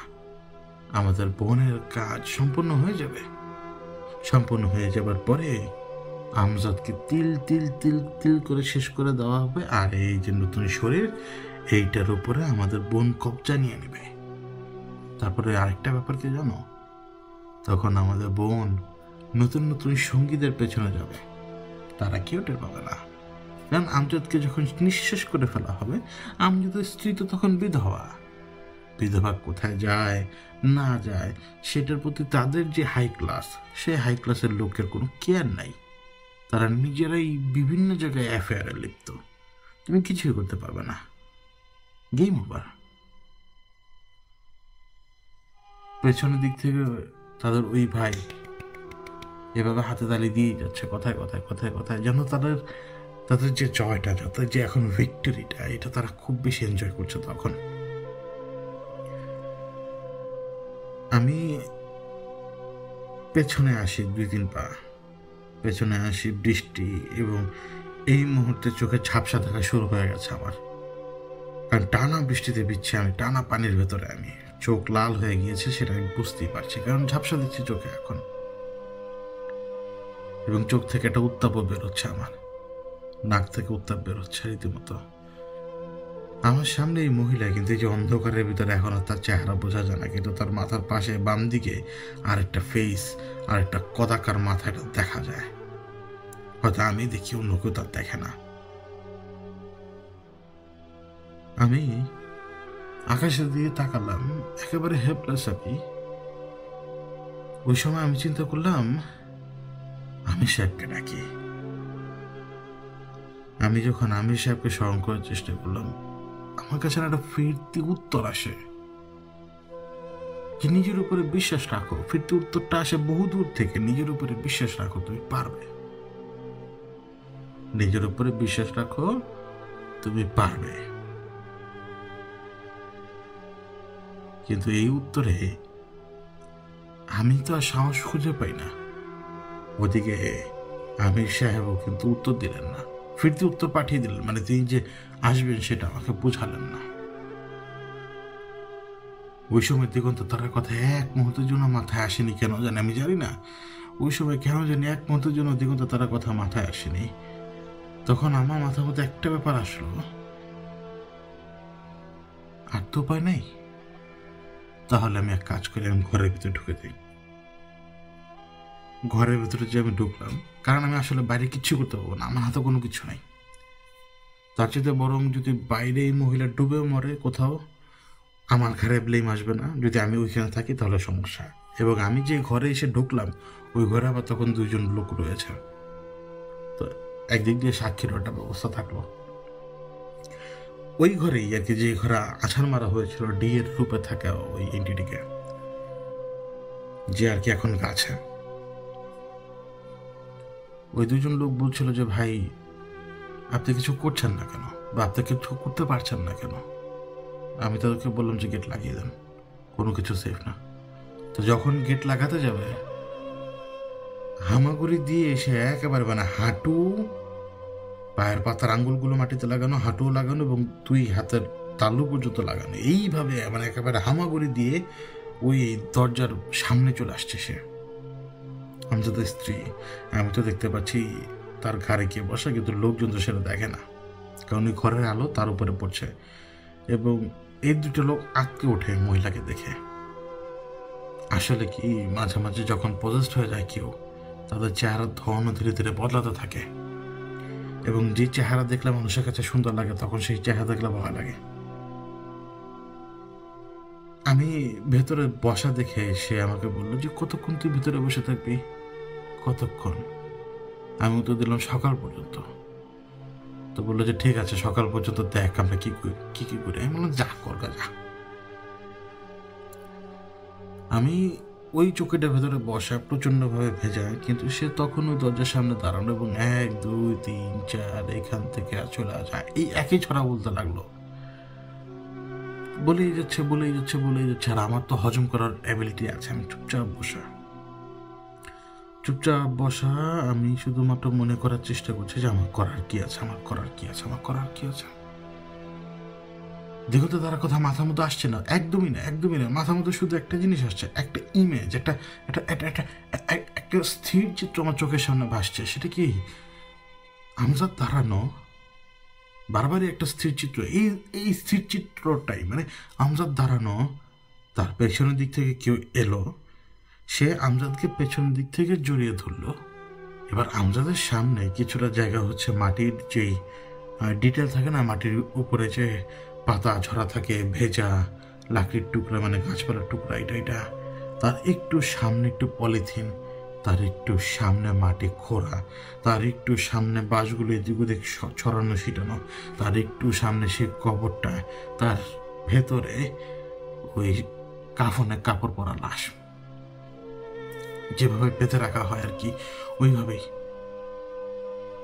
মানে আমজাদের পেছনে যে এসছে সেও দেখতে পাচ্ছে তখন সেটা।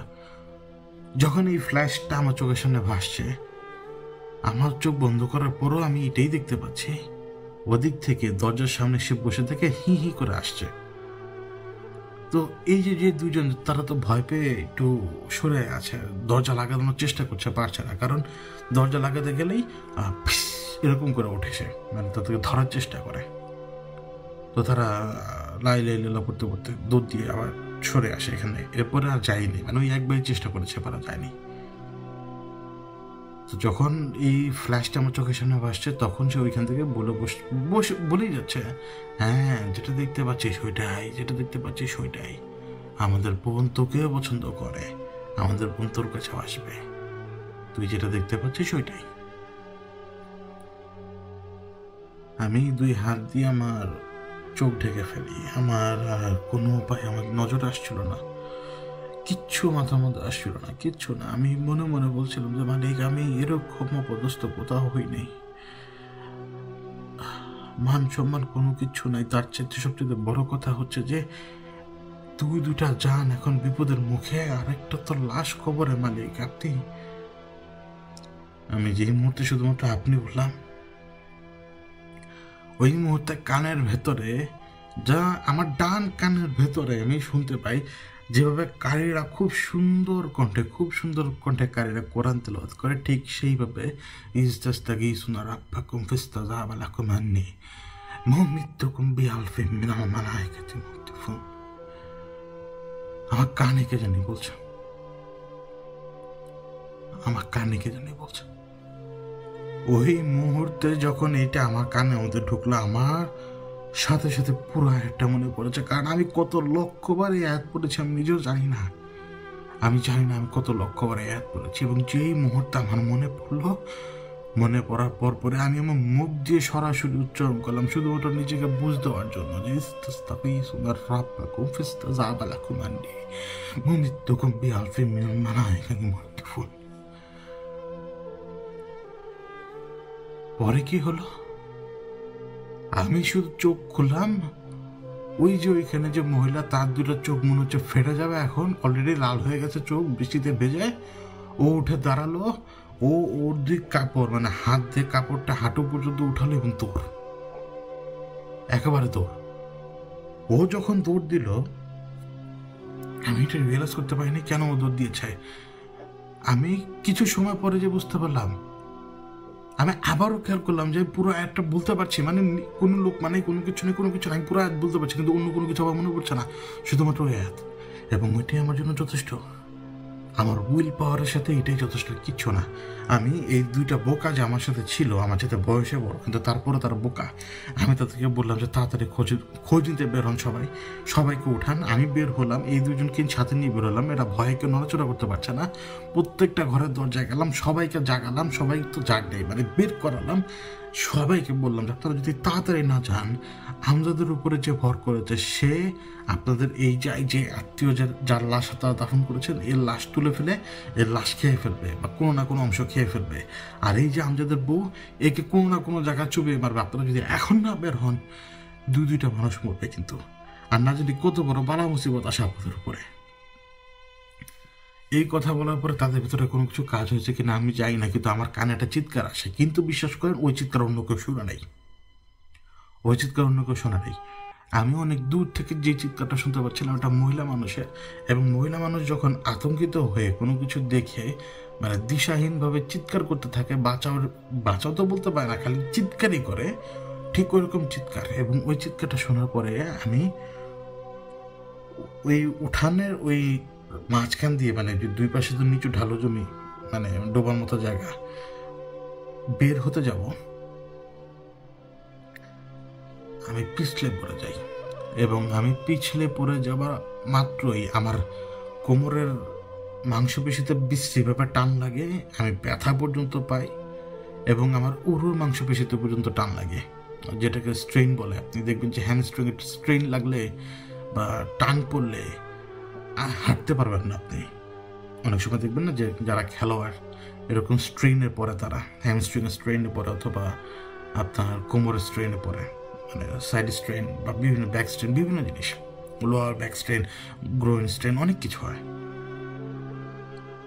আমি পড়লাম, পড়ার সময় যেমন ব্যথা 3 জায়গায় পেলাম, উঠতে কোনো মতো পারছি না। ডান দিকে কাত হয়ে উঠার চেষ্টা করলাম, দাঁড়ানোর চেষ্টা করলাম, বুঝতে পারলাম যে আমার দাঁড়িয়ে থাকার ক্যাপাবিলিটি এবং হাঁটার ক্যাপাবিলিটি প্রায় নাই বললেই চলে এখন, কারণ এক কদম দেওয়ার সাথে সাথে বিশ্রীভাবে টান পড়ছে আমার। এই অবস্থাটা যখন বুঝতে পারলাম, আমি তাদেরকে বললাম যে আমাকে আপনারা কেউ কিছু দড়ি দেন। তো তারা দড়ি দিল, ওই পাটের দড়ি আর কি। ওই দড়িটা দিয়ে আমি আমার রানের কিছু অংশ উপরের দিকে টাইট করে বেঁধে ফেললাম, ঠিক কুচকির আশপাশ পর্যন্ত টাইট করে বেঁধে ফেললাম, এবং কয়েকটা গামছা পেঁচিয়ে, মানে 2-3টা গামছা দিয়ে, মানে গিট মেরে ওই গামছা দিয়ে পুরো কোমরকে ভালোভাবে টাইট করে বেঁধে ফেললাম। এছাড়া আমার আর তো উপায় নাই, আমি হাঁটতে পারবো কোনোভাবে, কিন্তু আমি আমার মুভমেন্টের পুরো ক্যাপাবিলিটি হারিয়ে ফেলেছি ওই সময় ওইভাবে পড়ার কারণে। এখন আমি চিৎকার যে শুনছি, অন্য কেউ কীভাবে শুনছে না তার প্রমাণ কীভাবে পেলাম, কারণ যারা আমাকে গামছা এনে দিয়েছিল তারা গামছা দেওয়ার সময় চিৎকারের শব্দ শুনতে পাই। আমি তাদেরকে বলি আপনার ওদিকে যাচ্ছেন না কেন, কারণ আমি একটা স্পেসিফিক দিক থেকে চিৎকারের শব্দ পাচ্ছি। তারা বলছে তারা তো কিছু শুনে না, বৃষ্টি ছাড়া আসলে কেউ কোনো কিছু শুনছে না তখন। এই অবস্থায় আমি বের হই, হাঁটছি, তাদেরকে বললাম যে আপনারা আমাদের সাথে থাকুন।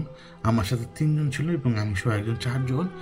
ওই চিৎকার যেদিক থেকে আসছে সেদিকে এগিয়ে যাবার চেষ্টা করছি। বৃষ্টি হচ্ছে, একটা টর্চ লাইট, ওই টর্চ লাইটটা 4 জন নাই, মানে যখন ঘটনা ঘটবে না তখন দেখবেন যে সব কিছু বিপরীতে যাচ্ছে আপনার, অথচ এগুলোর সাথে কিন্তু কোনো কিছু কানেকশন নেই, শুধুমাত্র ওই দিনক্ষণ আর লক্ষণটাই সব কিছু বিপরীত দিকে নিয়ে যেতে শুরু করে।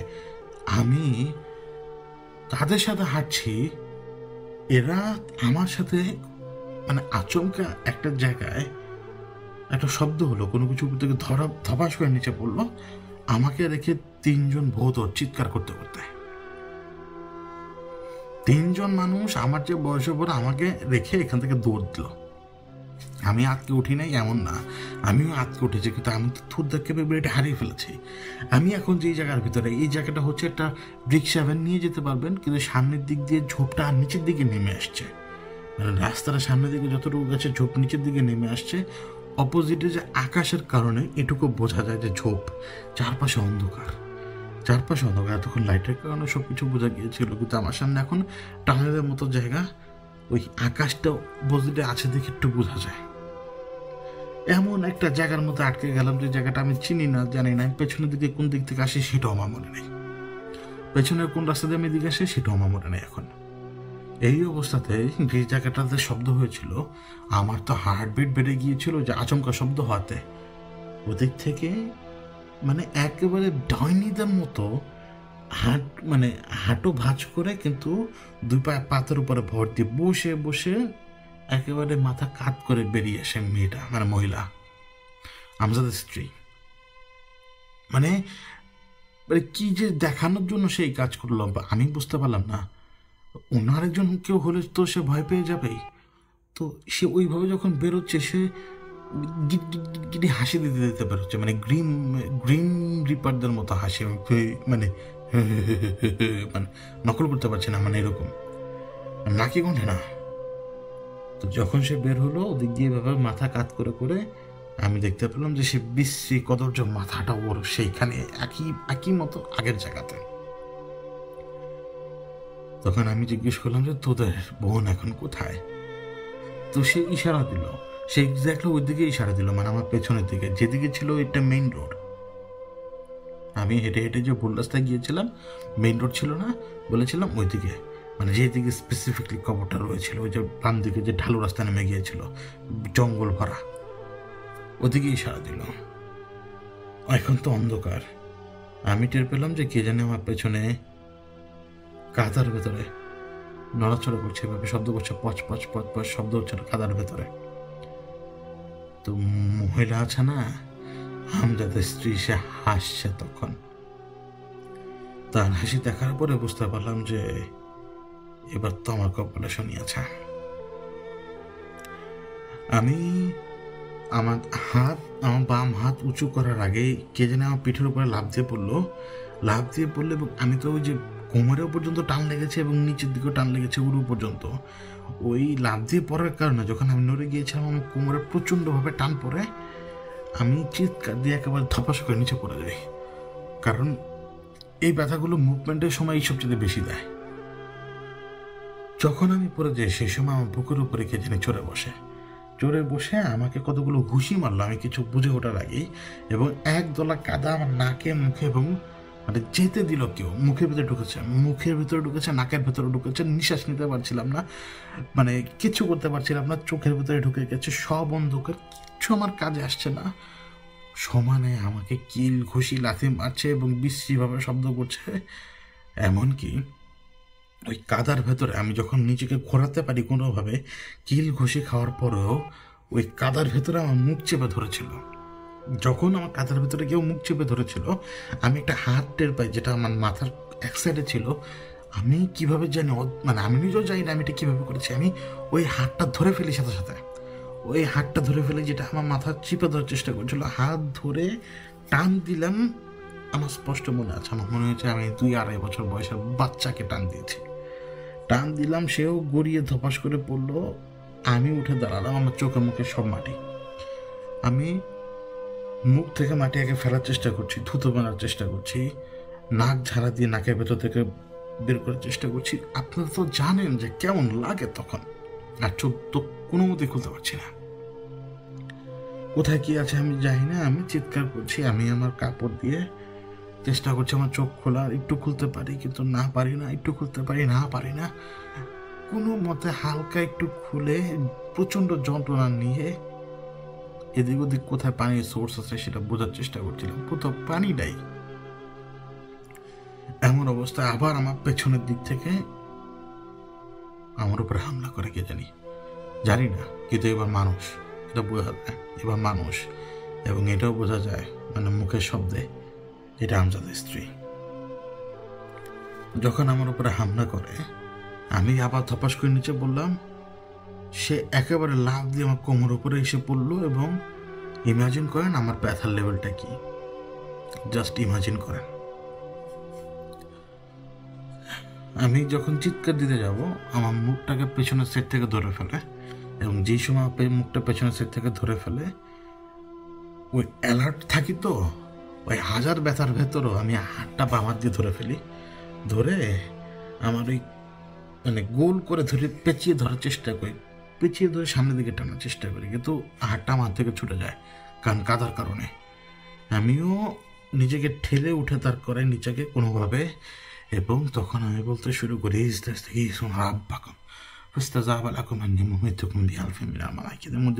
আমার মনে আছে আমি এলোমেলোভাবে পড়ছিলাম, আমার মনে আছে যে আমার ভুল ছিল, কিন্তু আমি মনে ছিল এবং আমি পড়তে পারছিলাম, কিন্তু আমার চোখ বন্ধ, আমি চোখ খুলতে পারছি না। আর চোখ খুললে অন্ধকার দেখছি এবং চোখে তো ভীষণ জ্বালা। কখন জানি আমার পেটের ভেতরে একটা ঘুষি পড়লো, ওই ঘুষিটা পড়ার পরে আমি বসে পড়লাম, এবং ওই ঘুষিটাই হয়তো কোনো এক অজ্ঞাত কারণে আমার চোখের ভেতরে যখন কান্নাটা ধরিয়ে দিল, মানে ঘুষিতে তো কান্না করার কথা না, কিন্তু পেটের হয়তো ওই ব্যথাতে আমার চোখে যখন কান্নাটা চলে আসলো, অদ্ভুতভাবে আমার চোখে যে জ্বালাটা ছিল, চোখের পানির সাথে ওই বালু কণা হোক বা মাটির কণা হোক, ওগুলো বেরিয়ে আসতে শুরু করে টের পর্যন্ত পাই আমি। এবং আমি আমার চোখ প্রায় অর্ধেকের বেশি খুলতে পারি, বিশ্বাস করে। ওই ঘুষিটা সে মেরে হয়তো নিজের সবচেয়ে বড় উল্টা করেছিল তখন, কারণ আমার উইল পাওয়ার সবচেয়ে বেশি, আমি হজম করতে পারি আর আমি পারিও। আমার সামনে মহিলা, সে ঝুঁকে বসে আছে, মানে আমাকে দেখে সে তাকিয়ে হাসছে মনে হলো আমার, কিন্তু অন্ধকারে বোঝা যায় না। তার পাশে সেই মাথাটা, তার মাথার বাম পাশে সেই কদর্য মাথাটা, ওই পেটে ব্যথা, ওই সব কিছু নিয়ে আমি উঠে দাঁড়াই। আল্লাহ জানে আমার মধ্যে এই শক্তি কিভাবে আসছে। সেই সময় আমি পিছলেও পড়ি নাই, কোনো কিছু না, আমি লাফ দিয়ে মহিলার কাঁধের উপরে দুইটা পা তুলে দিই, এবং ওই সেকেন্ডে সব কিছু, ওই সময় মহিলার চুলও এক হাত দিয়ে ধরি এবং ওই মাথাটা আমার এক হাত দিয়ে ধরে আমিও নিচের দিকে পেছনের সাইডে পড়ি। ওই মহিলার চুলও আমার হাত যেহেতু ধরে ফেলেছিলাম, মহিলাও পড়লো আমার সাথে সাথে। মহিলা আমার পায়ের কাছে এখন, মানে আমিও পড়েছি, সেও পড়েছে, কিন্তু মহিলার দুই কাঁধে আমার দুই পা, ওইভাবেই পড়েছি আমি।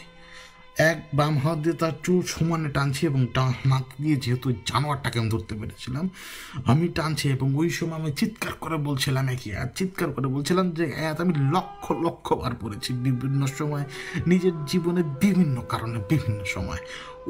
আমি যে টানছি, আমি যে পুরো শক্তি দিয়ে টানছি, আমি নিজে জানি না আমি কত শক্তি দিয়ে টান দিয়েছি। ওই মহিলার হাতে, আমার হাতে ওই মহিলার চুল পর্যন্ত ছিঁড়ে গিয়েছিল, লেগেছিল তখনও, কিন্তু ওই যে জানোয়ার তার শরীর থেকে ওকে যে ধরে যে টান দিয়ে বের করবো, আমি জানি না কিভাবে সম্ভব, কিন্তু আমি ওকে ধরতে পেরেছিলাম। এবং একসময় আমার হাত দুইটা ছুটে যায়, আমি কতক্ষণ টান দিয়েছি আমি জানি না, আমার হাত দুটো ছুটে যায় এবং আমার কানে বিভিন্ন রকমের বিশ্রী শব্দ আসছিল। আমার হাত থেকে ওই জানোয়ারটা ছুটে গিয়েছিল, আসলেই ছুটে গিয়েছিল। কিন্তু আমি ঘুরেই, আমি ওই আয়াত পড়তে পড়তে আমার বাম হাতের পুরো তালু খুলে ফেলি। মানে আপনি একজনকে চড় দিতে গেলে আপনার হাতের তালু যতটুকু সম্প্রসারণ করতে পারবেন, আমার পুরো হাতের তালু আমি খুলে ফেলি, এবং আমার সামনেই সে ছিল। শুধু মাথাটা কাত করে বাম হাত দিয়ে খুব, মানে পুরো শরীরে জোর দিয়ে থাপ্পড়টা মেরেছি।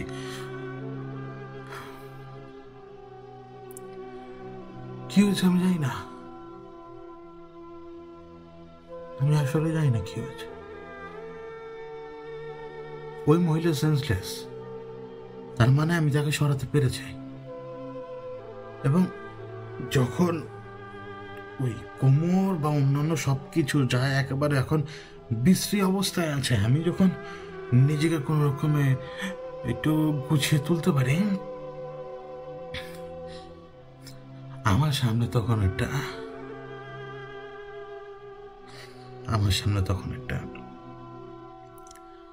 বাচ্চা শুয়োর। কতদিন আগের মরা আমি জানি না, কিন্তু পচা গলা কোনো কিছু নাই, কিন্তু অবস্থাটা এমন যেন একটা আঘাত লেগেছে এবং সেই আঘাতে এর মাথাটা চূর্ণ বিচূর্ণ হয়ে গেছে। কারণ আমি এর মাথা থেকে তখন কিছু জিনিস গড়িয়ে পড়তে দেখতে পাচ্ছি অন্ধকারে, কিন্তু কি জিনিস আমি যাই না। ধরন দেখে বোঝা যায় এটা একটা শুয়োর, কারণ পিছনের লেজটাও ছোট, বডিটাও দেখতে এরকম, মুখের অবয়ব এরকম। মহিলা সামনে সেন্সলেস। কি করবেন আপনি? এবার আমি গলা ফাটিয়ে চিৎকার করা শুরু করেছে। গলা ফাটিয়ে চিৎকার করি, লোকের কোনো খবর নাই। গলা ফাটিয়ে চিৎকার করি, লোকের কোনো খবর নেই। কে যেন অনেক দূর থেকে একটা শব্দ করলো, আমি সেই শব্দের উত্তরে শব্দ করলাম, কিন্তু মনে হলো না সে শুনতে পেয়েছে। তখন মাথার মধ্যে ঢুকলো যে এই মুহূর্তে হুইসেল মারলে সবচেয়ে বেশি দূরে শোনা যাবে। তো সাথে সাথে আমি শীষ মারলাম। তো যখনই আমি শীষ মারলাম তো উত্তর আসলো, তখনই আমি আবার 2 বার জোরে জোরে শীষ মারলাম। তো যখনই তারা কথা বলে তখনই আমি 2 বার শীষ মারি, মানে যাতে তার বুঝতে পারে যে আমি মারছি। এবং মানে একটা টেলিকাইনেটিক কথাবার্তা হচ্ছিল যেন লোকগুলোর সাথে আমার, মানে তারা আমার শীষের ধরনও বুঝতে পারছিল। ঠিকই আমি টর্চের আলো দেখতে পাই এক সাইডে পড়লো, এবং যেদিকে টর্চের আলো পড়তে দেখি আমি ওই কোমরের পেছনে হাত রেখে আমি একেবারে ঠেলে ঠেলে নিজেকে সেদিকে নিয়ে যাই। ডাকতে ডাকতে ডাকতে ডাকতে আমার গলা পুরোপুরি ভেঙে গিয়েছিল, মানে গলার জোর একদম ছারখার হয়ে গিয়েছিল আমার তখন। তারপরও আমি তাদেরকে পরে খুঁজে পাই। আসলেই আহমজাদের স্ত্রী ওখানে ছিল, তাকে ওখান থেকে উদ্ধার করা হয়। তখন সবাই মিলে উদ্ধার করা হয় এবং সে তো তখন সেন্সলেস। আমি লোকজনকে বলি যে তাড়াতাড়ি আমজাদকে খুঁজেন। এদিকে তাদের যে গৃহস্থ ঘর, এই গৃহস্থ ঘরের লোকজন তো মনে হলো যেন এক একজন কাপুরুষ। এই জন্য পাশের বাড়ির পাশের আরো দূরে দূরে কিছু গৃহস্থ ঘর ছিল, তাদের এখান থেকে লোক বের হলো। এবার এখন আমি সবাইকে বোঝালাম, কোনো মতে বোঝালাম যে এখনই আমজাদকে খুঁজেন। তারা আবার সলিউশন দিচ্ছিল কি, যে তাদের এখান থেকে কিছু দূর একজন লোক আছে, তাকে তারা চাইলে তাকে এখন তারা যে নিয়ে আসতে পারে। আবার আরো কয়েকজন বলছিল যে এখন এই বৃষ্টির ভিতরে যাওয়া কিভাবে তোমরা, এই বিপদের ভিতরে এত কিছু, ওই সকালে দেখা যাবে, এখন রাতের বেলা যা করা করো। তো মানে তারা ডিটারমেন্ট ছিল যে আরেকজনকে নিয়ে আসবে। অবভিয়াসলি আমার ব্যাপারে তারা বুঝবে না, স্বাভাবিক, কিন্তু এখানে যে একটা নেগেটিভ ফোর্স প্লে করছে এটা তো অলরেডি ক্লিয়ার। তো ওই লোককে সকালবেলা আনার প্ল্যান, কিন্তু এই মুহূর্তে আমার কথা সবাইকে আমি শোনালাম, বোঝালাম যে বিশ্বাস করেন আমি হাত দিয়ে এক একজনের গায়ে ধরে তাদেরকে বোঝাচ্ছিলাম। আল্লাহর ইচ্ছা তারা আমার কথাটা বুঝে এবং তারাও লোকজন বেশ কয়েকজন দল বেঁধে খুঁজতে বের হয়। আমি তাদেরকে বলেছিলাম যে ওই কবরস্থানের দিকে, মানে ওই কবরের দিকে, ওই কবরে যেতে হবে। এখন কেউ কিন্তু রাজি হয় না, কেউ কিন্তু রাজি হয় না যে ওদিকে তারা যাবে। কেন রাজি হয় না? বললো যে ওইখান থেকে যখন তারা মাটি দিয়ে চলে আসে না, কারণ ওই যে মেন রোডের মতো জায়গাটা পার হয়, তারা ওই মেন রোড থেকে পার হওয়ার পর থেকেই লোকজন যখন এই পাশে চলে আসে, মেন রোড ক্রস করে এই পাশে চলে আসে, তারপর থেকে তাদের এমন লাগে যে ওই মেন রোডে পা দিলেই তারা পড়ে যাবে কেউ না কেউ। তাদের এরকম সবারই লাগে। এই অদ্ভুত যুক্তিতে ওইদিকে কেউ যেতে রাজি না, কিন্তু এদিকেও খুঁজবে তারা। আবার তারা এটাও যুক্তি দিচ্ছিল যে ওইটা আবার আরেক এলাকা। তখন আমি বললাম যে আরেক এলাকায় আতরাইতে দাফন করলেন। বললেন যে আমরা দাফন করেছি, কিন্তু ওইখানে কেউ থাকে না। ওইটা এরকম, ওইটা সরকারি খাস জমি। কেউ আসে যদি পরের দিন কবর সরাও তো আমরা কিছু বলবো না, বলবো যে এই সাইডে দিয়ে দেন। তাহলে তখন আমি তাদেরকে বললাম যে তাহলে ঠিক আছে, আমাকে রাস্তা দেখিয়ে দেন, একেবারে আমাকে ওই পর্যন্ত নিয়ে যান। তো তারা রাজি হলো। ওইখান থেকে 2 জন লোক তখন আমার সাথে আসে এবং তারা আমাকে একদম মেইন রোড পর্যন্ত নিয়ে আসে। এবং এইটুকু আসার পরে আমার শরীরে যত শক্তি ছিল সব একেবারে মনে হচ্ছিল যার নাই। এইটুকুই ছিল গায়ের শক্তি, আমার আর কোনো শক্তি নেই মনে হচ্ছে এখন। এই অবস্থাতেও আমি নিজেকে ধরে রাখার চেষ্টা করলাম। এই যে 2 জন লোক আমাকে এগিয়ে দিয়ে গেল, আমি দেখলাম যে তাদের আসলে সাহসই হচ্ছে না ওই পাশে যাওয়ার। আমি বুদ্ধি করে একজনকে জিজ্ঞেস করলাম, আমাকে বলুন তো আপনারা কেউ কোনো কিছু দেখেন কি না? তখন একজন লোক বলল যে না, আমি কিছু দেখে নেই। কথা বলে সে সাথে সাথে পেছনে দিকে ঘুরে হাঁটা দিল। তো অপরজন তার হাতে টর্চটা আমার হাতে দিল, দিয়ে বলল মানে ওদিকে যেতে না যাই, আর যদি চায় তাহলে এই টর্চ নিয়ে যেতে আমি যাই। তখন আমি বললাম যে ঠিক আছে আপনি যান। এই লোকগুলো গ্রামের মানুষ তো, আমি জানি না তাদের মাথার ভিতরে কি ছিল। হয়তো স্বাভাবিকভাবে তারা এই সমস্ত জিনিস ভয় পায় অনেক বেশি। হয়তো আজকে কোনো ক্ষতি না হোক, কাল পরশু তাদের বড় ক্ষতি হতে পারে, এটাও হয়তো তারা ভাবছে। তো টর্চ লাইটটা আমি নিলাম, টর্চ লাইটটা আমি লোতে জ্বালালাম। লোতে জ্বালিয়ে আমি এখন যখন এই মেইন রোড পার হব, এখন কেন জানি মনে হচ্ছে এই মেইন রোডে পা দিলে আমারই কি না কি হয়। মানে অদ্ভুত এক রকমের ব্যাপার। আমি মনে আছে যে আমি আজকে রাত্রেই তো আসছিলাম, একটু আগে তো আসছিলাম, মানে হয়তো 1-1.5 ঘন্টা আগে। তখনও তো আমি জায়গা পার হয়েছিলাম, 2 ঘন্টা তারা আমাকে নিয়ে গিয়েছিল। কিন্তু এখন আমার কেন জানি মনে হচ্ছে রাস্তাটা যাতে পার না হই। রাস্তা পার হলে হয়তো ট্রেন এসে আমাকে উড়িয়ে দেবে, এই অদ্ভুত অনুভূতি। এটা গ্রাম্য রাস্তা, এখানে ট্রেন আসবে কোত্থেকে? তারপরও একটা জিনিস তো বিশ্বাস করি যে অনেক কিছু দেখাবে, কিন্তু সেখানে কোনো কিছু নেই। ওই বিশেষ উপর ভর দিয়ে আবারও একটা করে একবার ঢোক গিলে দিলাম পা। 2 কদম কি 3 কদম পা দিলাম অতি সাবধানে। অনুভূতি একই রকম। কিছুক্ষণ হাঁটলাম, কারণ ঢালু রাস্তাটা অনেক দূরে, মানে আর একটু সামনে আমাকে যেতে হবে এখন। তো যখন আমি ঢালু রাস্তাটার দিকে আগাচ্ছি, এই যে মেন রোডের উপর, তো পেছনের থেকে না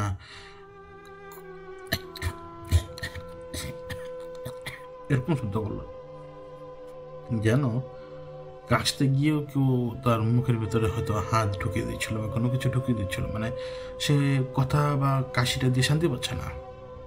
তো যখন আমি পেছনের দিকে তাকাই, লাইটটা নিচের দিকে রেখে আমি ওই মেয়েটাকে দেখতে পাই, মানে ওই মেয়েটার বাবাকে, বারবার মেয়েটা বলে ফেলি, ওই মেয়েটার বাবাকে, ওই যে কাশেম সাহেবের ঘটনার মনে আছে সেই ব্যক্তির কথা, যাকে দিগন্তে তারা মেরেছিল, মানে ব্যক্তিগত মারেনি, যার উপরে ছিল সেই এন্টিটি। মনে আছে সেই ব্যক্তি, চেয়ারে বাধা ছিল সে? কেন আমি তাকে দেখছি এবার আমি বুঝতে পারলাম। কারণ ওই ব্যাপারটার সাথেও যেমন মানে এই সেক্সুয়াল ব্যাপারটা জড়িত, এটা তো এই সেক্সুয়াল ব্যাপারটা জড়িত। আমি এখন যে ফারকার ভিতরে আমি আটকানো, মা কুকুর, মানে তার যে খিদা। তো আমি লাইটটা বন্ধ করে দিলাম। লাইটটা বন্ধ করে দেওয়ার পর উত্তর আসলো দিক থেকে। তারপরে কয়জনকে বাঁচাবে আপনি? কয়জনকে আপনি বাঁচাতে পারবে? ওই যে ওইদিকে কবর খোঁড়া হয়ে গেছে, সমস্ত কাজ হয়ে গেছে। কাউকে বাঁচাতে পারবে তুমি? পারবে না। তা আমি এখান থেকে উত্তর দিলাম, দেখ, মরা মানুষের সাথে এগুলো করে কোনো লাভ নেই। কে কিভাবে শক্তি পায় না পায় ও আমার জানার দরকার নেই। কিন্তু একটা জিনিস কি জানিস, একটা সাধারণ মানুষও যদি মরা মানুষের সাথে এগুলো করে না, তার আসলে কোনো লাভ নেই, শুধুমাত্র ক্ষতি ছাড়া। তো ক্ষতি তো যদি মানুষের হতে পারে, ক্ষতি ওর হবে না কেন বল? ওইখান থেকে উত্তরে আসে, ক্ষতি কার হবে? ঠিক যেমন আমার হয়েছে। তুই আমাকে মেরে ফেলার সমস্ত ব্যবস্থা করে ফেলেছিলি।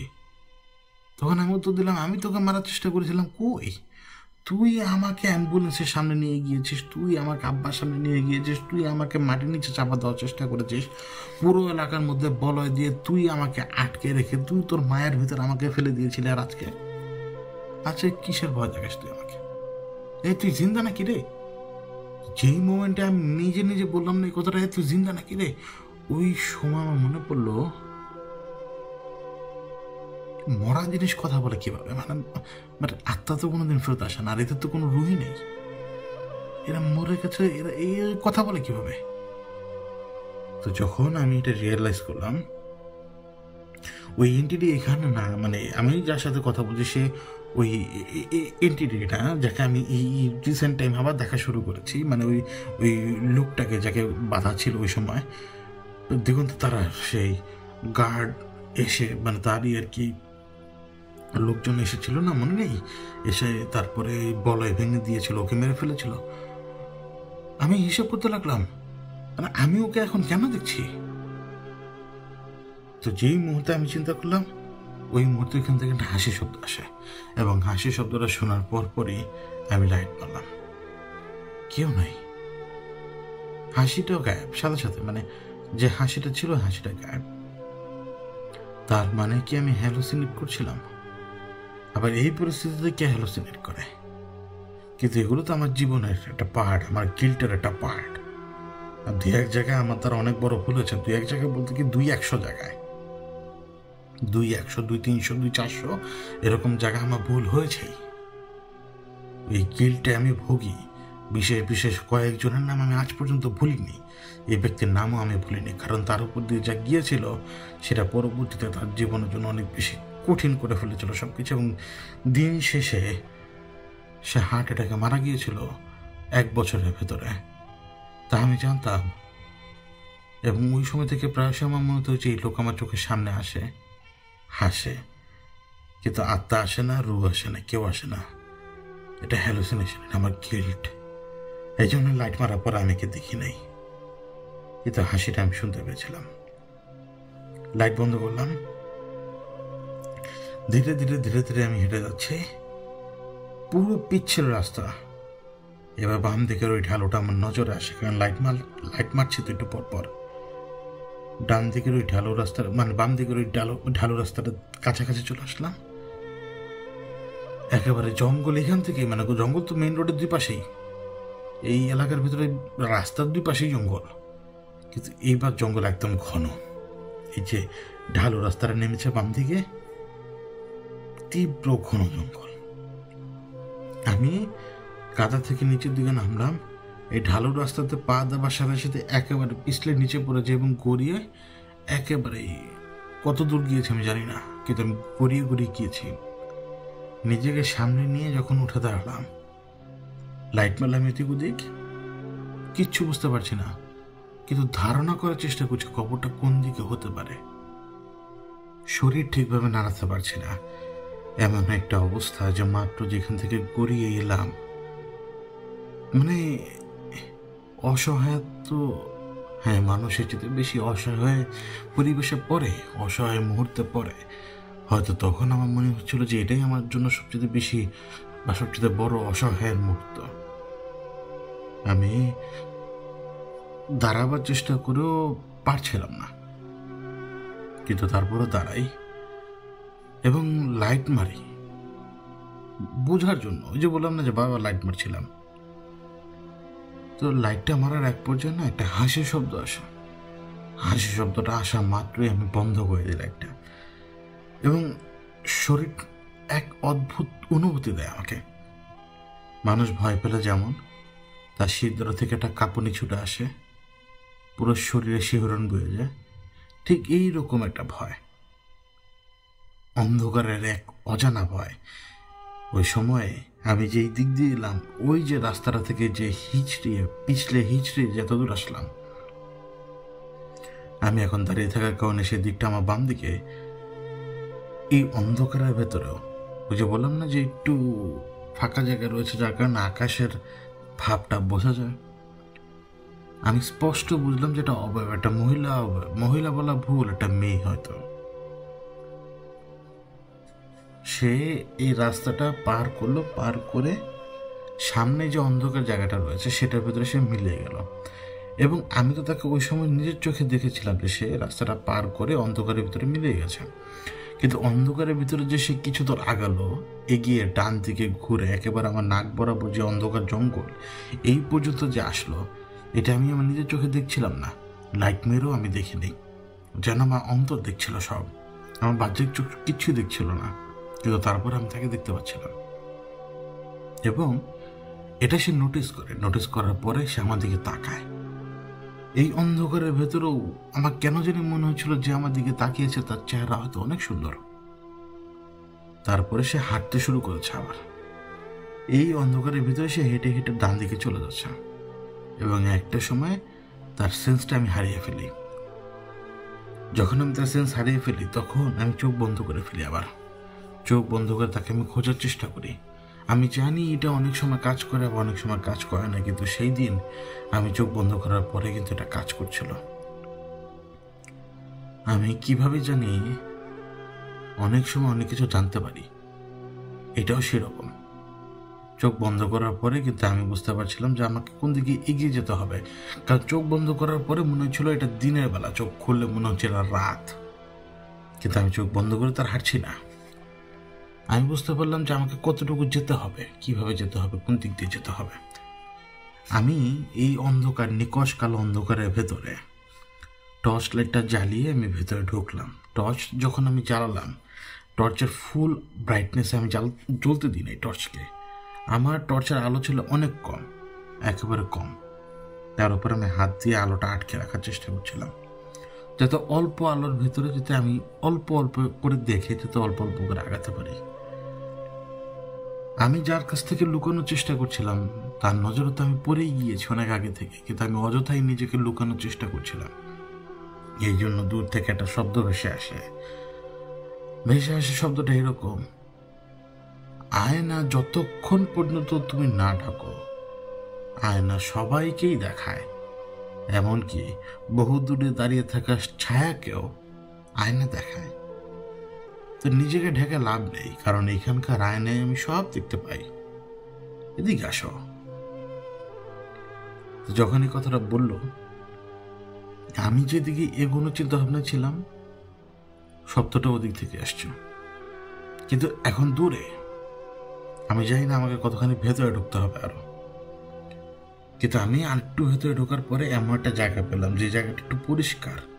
মনে হলো যে হয়তো জঙ্গলের এই জায়গাটা মানুষজন ব্যবহার করে, মানে জঙ্গলের ভিতর দিয়ে শর্টকাটে হেঁটে যাওয়ার জন্য, যার কারণে পায়ে হাঁটা দুইটা পথ দেখা যায়। ওয়াই শেপের পায়ে হাঁটা দুইটা পথ দেখা যায়, মানে ওয়াই শেপের মতো এসে দুইটা পথ এসে এক জায়গায় মিলিত হয়ে একটা লম্বা রাস্তা চলে গেছে, পায়ে হাঁটা পথ। কিন্তু আমি এই ওয়াই শেপের সোজা বরাবর, ঠিক পেট বরাবর সোজা হেঁটে যাচ্ছি, মানে আমার বাম দিকে দুইটা রাস্তা এবং ডান দিকে এক রাস্তা চলে গেছে। আমি এগিয়ে যাচ্ছি আস্তে আস্তে। এখানে বৃষ্টি হলেও হয়তো কোনো অদ্ভুত কারণে এখানে কাদা নেই, কিন্তু অন্যদিকে কাদা ছিল। আমি যতটুকু আগাই ততটুকু কেন যেন মনে হচ্ছিল যে আমি খুব কাছাকাছি, এবং আমার কানের ভেতরে দূর থেকে ফিস ফিস শব্দ আসছে, আরেকটু এরকম। একটা সময় আমাকে কে জানি বলে বসলো, একদম দূরত্ব হবে তখন আমার থেকে 20-25 হাত। লাইট তো আমার নিচে, এই জন্য আমি আশপাশে দেখতে পাচ্ছি না অন্ধকারে। আলোটা যদি বন্ধ করে দিই আমি, তাহলে সে আমাকে এর চেয়ে বেশি জাদুকরি মন্ত্র দেখাবে, জাদুকরি মন্ত্র। তো আলোটা আমি বন্ধ করে দিলাম। আলোটা বন্ধ করে দেওয়া মাত্রই ম্যাচের কাঠি জ্বলে না, দেশলাই, এটার একটা ম্যাচ ধরানোর শব্দ আসলো। এটার ম্যাচটা ধরানোর শব্দ যখন আসলো, যে ম্যাচের কাঠিটা ধরালো, আলোটা তার চেহারার উপরেই রিফ্লেক্ট করলো। এই কারণে আমি ওই 20-25 হাত দূরে একটা চেহারা দেখতে পাই। ওই আগুন যতক্ষণ জ্বলেছিল, একটা লম্বাটা চেহারা। অবশ্য চেহারাটা অত্যন্ত সুন্দর, কিন্তু সে কালো কিনা তাও আমি জানি না। আবারও একটা ম্যাচের কাঠি জ্বললো, একই রকম চেহারা, এবং সে আমাদেরকে তাকিয়ে আছে, না ভয় না কোনো কিছু, তাকিয়ে আছে। এরপর এইভাবে আরো 3 বার, টোটাল 5 বার ম্যাচের কাঠিটা জ্বললো। ম্যাচের কাঠিটা জ্বলার পরে চারপাশে না মনে হলো যে কতগুলো মশাল জ্বলে উঠলো। মানে আমি মশালে কোনো অস্তিত্ব পাচ্ছি না, কিন্তু আমি আলো দেখতে পাচ্ছি, যার কারণে আমি বুঝতে পারলাম যে রিয়েলিটি এই মুহূর্তে আমার সামনে ভেঙে ফেলা হয়েছে। আমি এখন যা দেখছি, চারপাশ অন্ধকার, কিন্তু আমার চোখের সামনে জাদু করে দেওয়ার কারণে চারপাশকে আমি আলোকিত এখন দেখতে পাচ্ছি। এবং আমি হাঁটি। আমি তার রূপ দেখতে পাচ্ছি। কি ধরনের কাপড় জানি না, কিন্তু সে কাপড়ের ভেতর থেকে তার শরীর দেখা যায়। সাদা কাপড় পরা এবং সাদা কাপড়ের সাথে লেস লাগানো, এবং সেই লেসটি স্বর্ণের। বোঝা যায় একদম ঝিকমিক ঝিকমিক করছে সব কিছু। সে যে জায়গাটাতে বসা, সে এমনভাবে বসা সে যেন একজন প্রিন্সেস। এবং এই এতক্ষণে আমার নজর আসলো যে তার সাথে আরো অনেকে রয়েছে, যারা তার পেছনে। তখন কিন্তু আমি ভালো করে যখন তাকালাম, আমি দেখলাম সে যেই জায়গায় বসে আছে সেটা কোনো জায়গা না, সেটা একটা মানুষের শরীর। এটা দেখার পরে আমি থমকে তো গিয়েছে, কিন্তু আমাকে উত্তর দিল না, সে জীবিত। সে আমাকে উত্তর দিল এভাবে, সে জীবিত। যখন সে বললো যে সে জীবিত, তখন আমি এগিয়ে এলাম, একটু কাছে আসলাম। কাছে আসার পরে আমি দেখতে পাচ্ছি সামনে একটা কবর খোঁড়া, পলিথিনগুলো এদিক ওদিক সরানো, মাটিও কিছুটা সরানো। কবরটা প্রায় ধরা যেতে পারে 3 ভাগের 1 ভাগ খোঁড়া, অবশ্য পায়ের দিক দিয়ে খোঁড়া। এবং যে আমার চোখের সামনে রয়েছে, যার শরীরের উপর তারা বসা, আকৃতি দেখে বোঝা যায় এটা আমজাদ। তখন আমি বললাম যে আমার এই লোকটার দরকার, এই লোকটাকে ছেড়ে দে। যখন আমি বললাম লোকটাকে ছেড়ে দে, তখন সে আমাকে উত্তর দিল, তোর স্পর্ধা অনেক বেশি, তুই জানিস তুই কার সামনে দাঁড়ানো? আমি মাকোকো, আমি দেবী। আমি কিসের দেবী তুই জানিস? আমি অগ্নির দেবী। আগুনের ভেতর থেকে আমি বেরিয়ে আসি, আর তুই আমাকে বলছিস, তুই আমাকে হুকুম দিচ্ছিস? এ হতে পারে নাকি? কিন্তু আমি অ্যাডমায়ার করি তোর উপরে আজ এত এত বিপদ, এত এত কিছু থাকার পরও তুই এখানে কিভাবে এলি? কিভাবে তুই আমার কাছে পর্যন্ত পৌঁছে গেলি তা আমি বুঝে উঠতে পারছি না। তোর উইল পাওয়ার এত বেশি শক্ত, তুই নিজের শরীরে বিভিন্ন জায়গায় ভালো করে টাইট করে বেঁধে তারপরও তুই আমার খোঁজে বেরিয়েছিস। আমি অনেক খুশি হলাম, অন্তত এমন কাউকে পাওয়া গেল যে আমাকে খোঁজার জন্য বের হয়েছে। তোর মনে আছে আমাদের 2 ভাই তোদের রাস্তায় কিভাবে বাধা দিয়েছিল? তোর মনে আছে তো সেই ডাক্তার বন্ধুর কথা? তোর ডাক্তার বন্ধু এখন সেইখানে বন্দি, যেইখানে আমার ভাইকে বন্দি করা অবস্থায় তোরা খুন করেছিলে। আমরা এখন ওকে খুন করিনি, কিন্তু খুন করব। আমরা অবশ্যই খুন করব তাকে, কিন্তু তার আগে তোকে খুন করব আমরা। আর এই যে এখানে তুই চলে এলি, এই যে পদে পদে এত বাধা তৈরি করে রেখেছিলাম আমি, এই পদে পদে আমার ভাইয়েরা তোকে বাধা দেওয়ার চেষ্টা করেছে, কিন্তু তারপরও আশ্চর্যজনক ভাবে তুই এইখানে চলে এলি। কিভাবে তুই খুঁজে পেলি কিভাবে আমাদেরকে? আমি আমার বাম হাতটা উঠাই, এবং বাম হাত উঠানোর পরপরই আমার হাত এমনভাবে চওড়া করি, মানে পাঞ্জাটা খুলি, তালোটা ওপেন করে ফেলি আমি, এবং খুলে তাকে দেখাই, এই যে এই হাত তোর এক ভাইয়ের জান নিয়ে ফেলেছে। মনে পড়ে কিছু সময় আগের কথা? পেছনে দেখ, পেছনে খোঁজ নিয়েছিস যে তোর ভাইদের কি অবস্থা? যখন আমি এই কথা বললাম, আমার মনে হলো সে কাউকে হুকুম দিয়েছে, খবর নিয়ে আসার জন্য, এবং ওই স্পেসিফিক ওই মোমেন্টেই সে খবর পায়, এবং খবর পায় এটা যে হ্যাঁ তার এক ভাই নাই। এবং এই রিয়াকশনে সে উঠে দাঁড়ায়। সে যখন উঠে দাঁড়ায়, আমি দেখলাম আমজাদ নিজে উঠে দাঁড়ালো, এবং উঠে দাঁড়ালো না, উঠে বসে পড়ল, একেবারে বসা, মাটির উপরে সে বসা। সে মাটির উপরে বৈঠকের ভঙ্গিতে এখন বসা। এতক্ষণ কিভাবে শুয়েছিল সেটা আমি বুঝতে পারছিলাম না।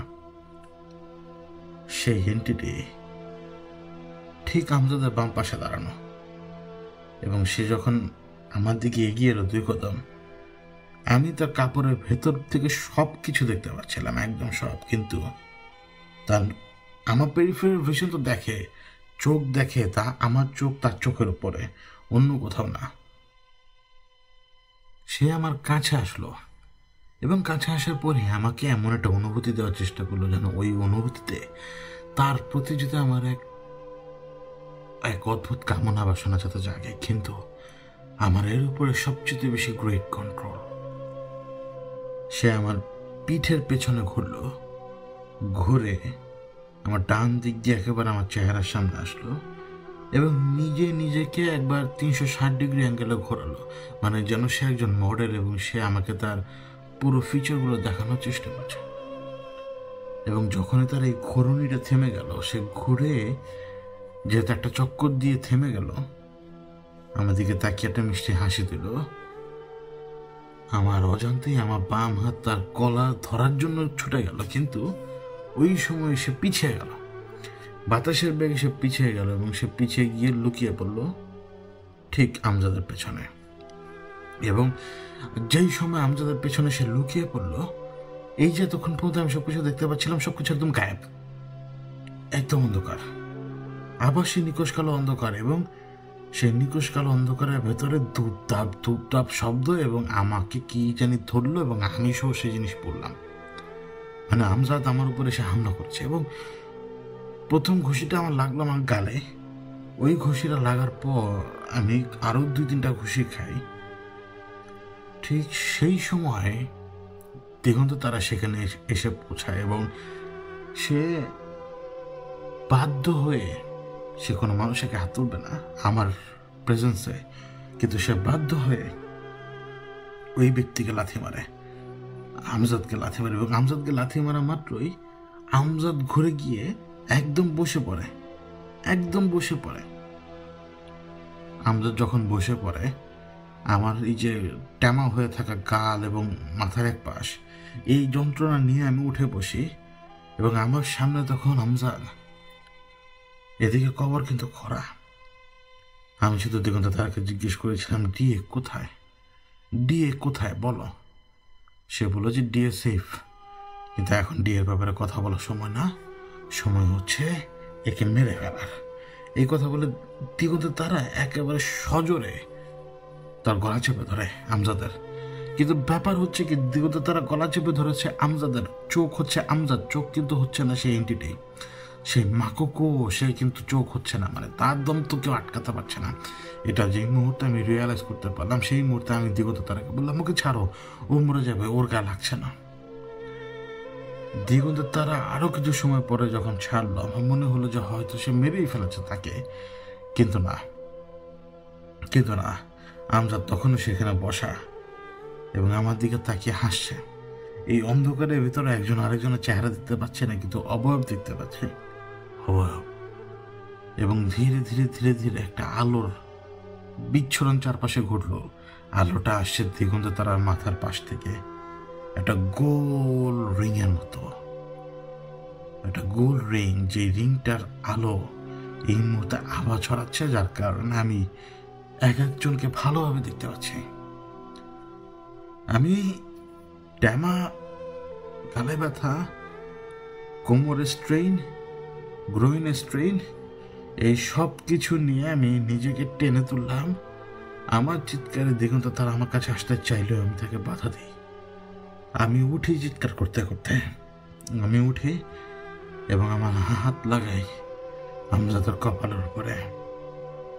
এরপরে আমি বলি, আমজাদ আমার সাথে পড়তে থাকুন। আমার মুখ দিয়ে বেরিয়ে এলো সূরা ফাতিহা।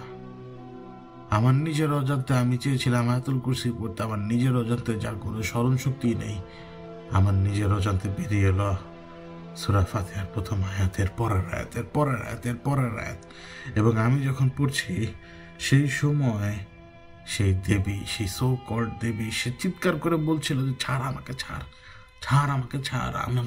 আমাকে কষ্ট দিস না, ছাড়, বিনিময়ে অনেক কিছু ভাবি তোরা, কিন্তু আমাকে আমার কাজ করতে দে, নইলে আমাদের ভাই আসবে, আর আমাদের বড় ভাই অত্যন্ত ভয়ঙ্কর, সে আসবে, সে মাংসগুলো একেবারে চুষে খেয়ে ফেলবে, তোদের শরীর থেকে চিবাবে না, তোদের শরীর থেকে সে মাংসগুলো তুলে তুলে চিবিয়ে চিবিয়ে খাবে, তাও না, একেবারে চুষে খাবে। যেভাবে তোরা একটা হাড় চুষে খায়, ঠিক সেইভাবে সে তোদেরকে চুষে খাবে।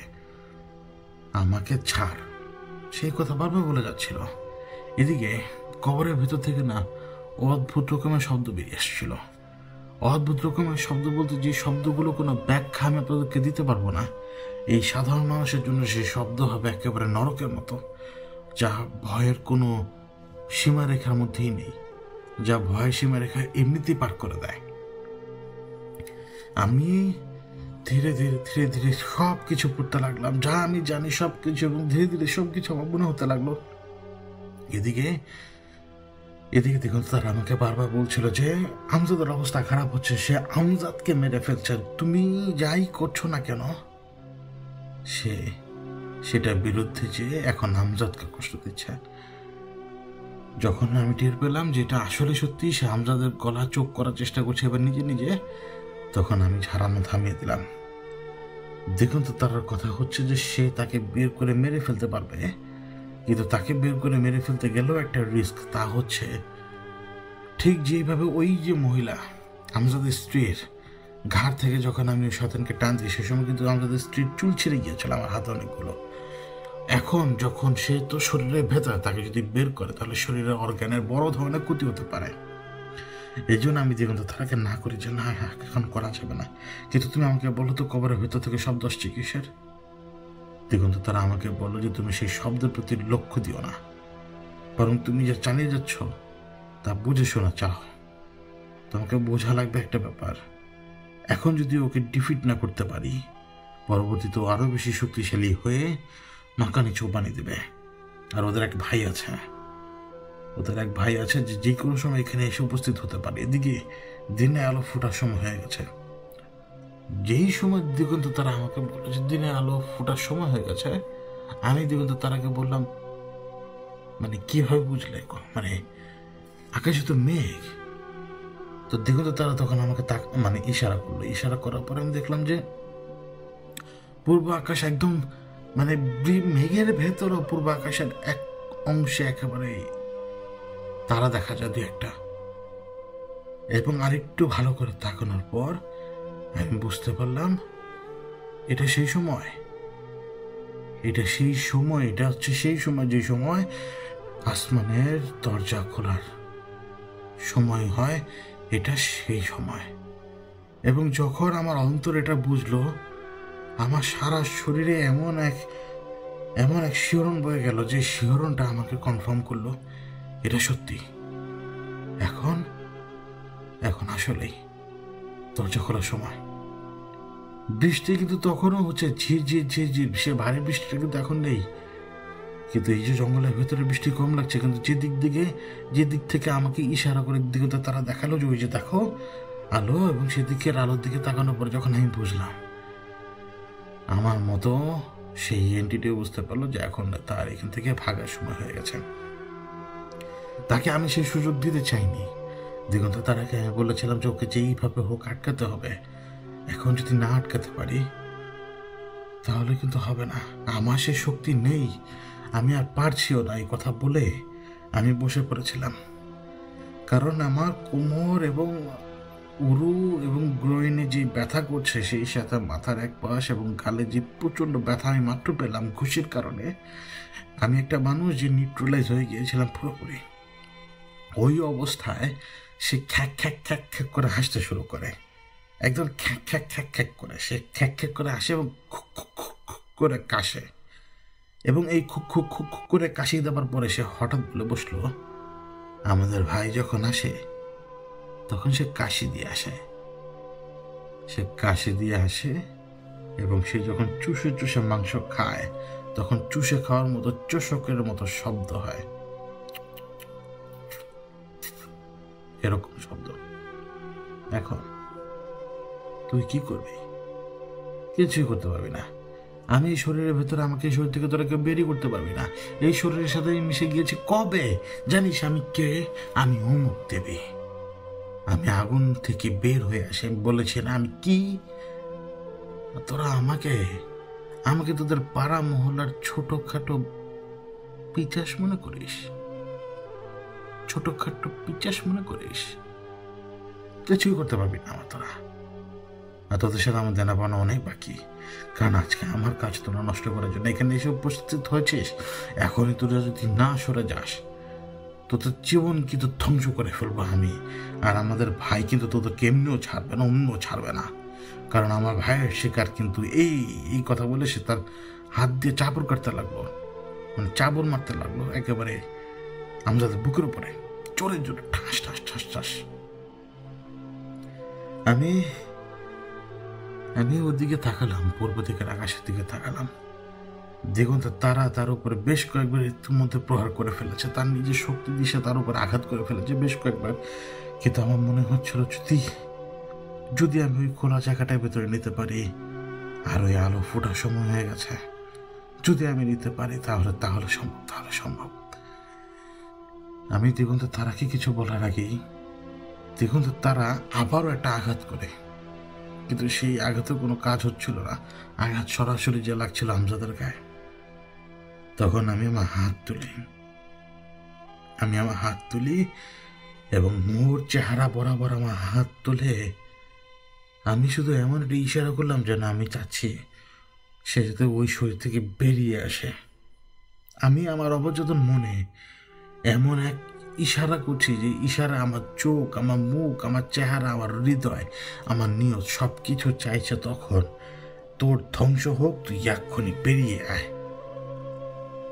আমি যখন হাত ধরে রেখেছিলাম, আমি কোনো দোয়াদুত বলিনি, কোনো কিছু না, শুধুমাত্র আমার ভেতরের যে চিন্তা ভাবনাটাই ওর উপরে আগুন ধরিয়ে দিয়েছিল সে সময়। কারণ এই যে শক্তিটা, এই রুহানি শক্তির বিপরীতে সে লড়তে পারছে না তখন। এই জন্য সে অস্থির হয়ে গেছে এখান থেকে পালানোর জন্য। সে অনেকগুলো ফাঁদ সাজিয়ে রেখেছিল যাতে করে আমি তাকে খুঁজে না বের করতে পারি, আর আমি যদি তাকে খুঁজে বের করিও তাও যাতে আমি এখানে না আসতে পারি। তার ভাইরা অনেক চেষ্টা করেছে, অন্য মানুষ দিয়েও চেষ্টা করেছে, কিন্তু পারেনি। কিন্তু আমি এখন এইখানে, আমার পুরো শরীরে শিহরণ বয়ে গেল, একটা এমন এক অদ্ভুত শিহরণ, এমন এক অদ্ভুত শক্তির টান।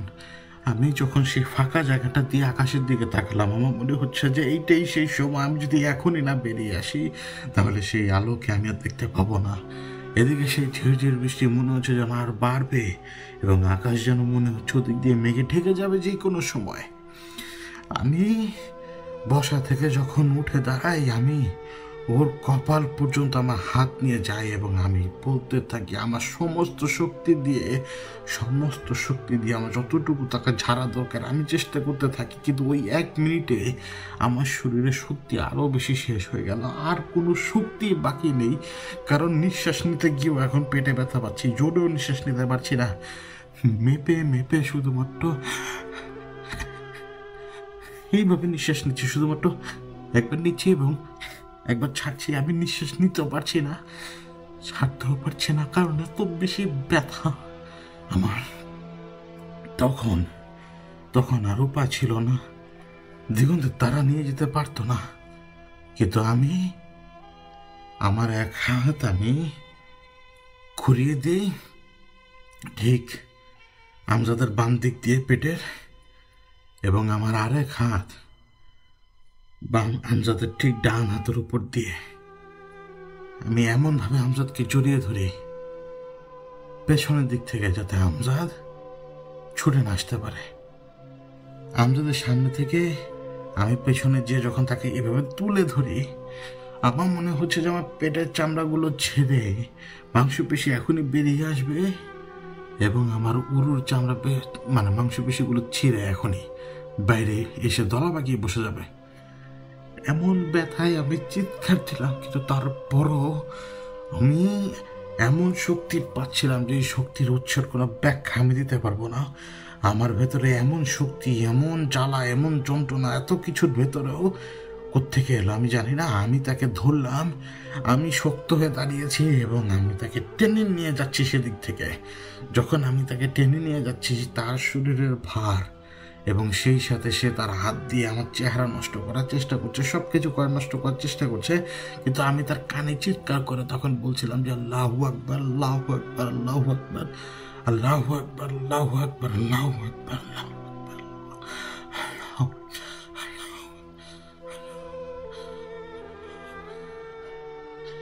আমি আমি আমি আমি তাকে টেনে নিয়ে যাচ্ছি। আমার শরীরে এত শক্তি কোত্থেকে আসছে আমি জানি না। সে হাঁচর পাচর করে নিজেকে সেখান থেকে সরানোর চেষ্টা করছে, কিন্তু এটা সেই ফাঁকা জায়গাটা যেদিক থেকে অল্প একটু আকাশ দেখা যায়।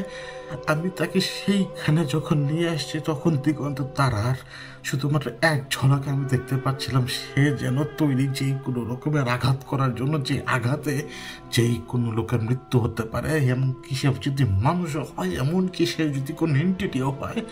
আমি শুধু এক পলক তার দিকে তাকিয়েছিলাম যে সে তৈরি, এবং আমি আমি তাকে ঘুরিয়ে দিই। আমি আমজাদকে ঘুরিয়ে দিই।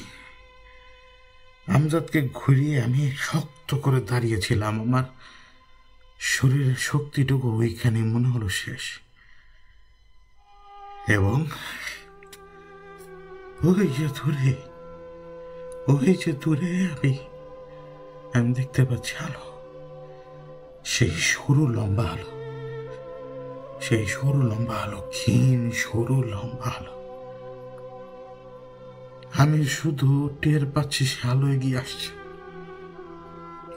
সে আলো, তার ছায়া, তার যতটুকু অংশ দিয়ে যাওয়া দরকার ততটুকু অংশের উপর দিশে যাচ্ছে। এখন যেন এই তো 200 মিটার, 100 মিটার, 50 মিটার আলো চলে আসছে, এবং আলোটা ওর উপর দিয়ে যখন আমাকে পরশ করে গেল আমি বুঝতে পারি, কারণ আলোটা খুব ফেইন্ট একটা আলো, মনে হবে আপনার উপর দিয়ে জাস্ট একটা আলো চলে গেছে। উপরে যদি কোনো এরোপ্লেন থাকে সেই এরোপ্লেনের হয়তো একটু আলো আপনার উপর দিয়ে চলে গেছে। একদম ক্ষীণ আলো, শুধুমাত্র খালি চোখে 1-2 মুহূর্তের জন্য সেটা অবজার্ভ করা যায়, শুধুমাত্র 1-2 মুহূর্তের জন্য। এবং যেই মুহূর্তে ওই আলোটা আসলো, আমার মনে আছে আমার চোখের ভেতরে সে আঙুল ঢুকিয়ে দিয়েছিল। তারপরও আমি আমার মাথা কাত করে ওকে ধরে রেখেছিলাম, এবং একটা মোটা ভারী মানুষ সে যখন দাপড়ায়, তার দাপড়ানে যে সেই শক্তি, এই সব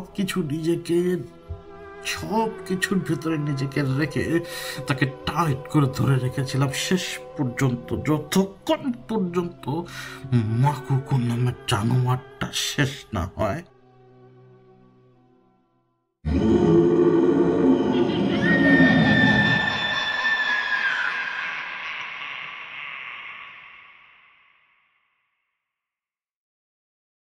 আমার কি হলো আমি নিজেও জানি না। আমার মনে আছে আমি পড়ে গিয়েছিলাম, এবং আমার মনে আছে আমি দিগন্ত তারা কি ইশারা দিয়ে বোঝাচ্ছিলাম যে আমার পেট কেটে গেছে। দেখো আমার পেট 1 হাত কেটে গেছে। আমার পেট আসলে 1 হাত কাটেনি, ওইটা স্ট্রেইনের ভয়ঙ্কর যন্ত্রণা যেটা অনুভূতি দিচ্ছে যে তোর পেট হয়তো কেটে গেছে। পুরো 1 হাত মনে হচ্ছে যে কেটে গেছে। শুধু এটুকুই মনে ছিল চেহারাটা, আর বাম দিকে আকাশের দিকে এক পলক তাকিয়েছিলাম, এটুকুই মনে আছে। এরপর আমাকে কে খুঁজে পেয়েছে, কে পায়নি, এই কোনো কিছুর ব্যাপারে আমার কোনো ধারণাও নেই। শুধু আমার যখন চোখ খুলে আমি কার ঘরে আমি জানি না, এবং মোবাইল ফোনে অজস্র ফোন কল, মোবাইল ফোনের চার্জ প্রায় শেষের দিকে, ঘরের ভেতরে লোকজন বসা, কিন্তু লোকজন বসা থাকলেও এই ঘরের এক কোণায় দাঁড়িয়ে আছে ওয়ালের সাথে দিগন্তের তারা, এবং সে আমাকে বলল ক্যানিবাল কিন্তু এসে গেছে।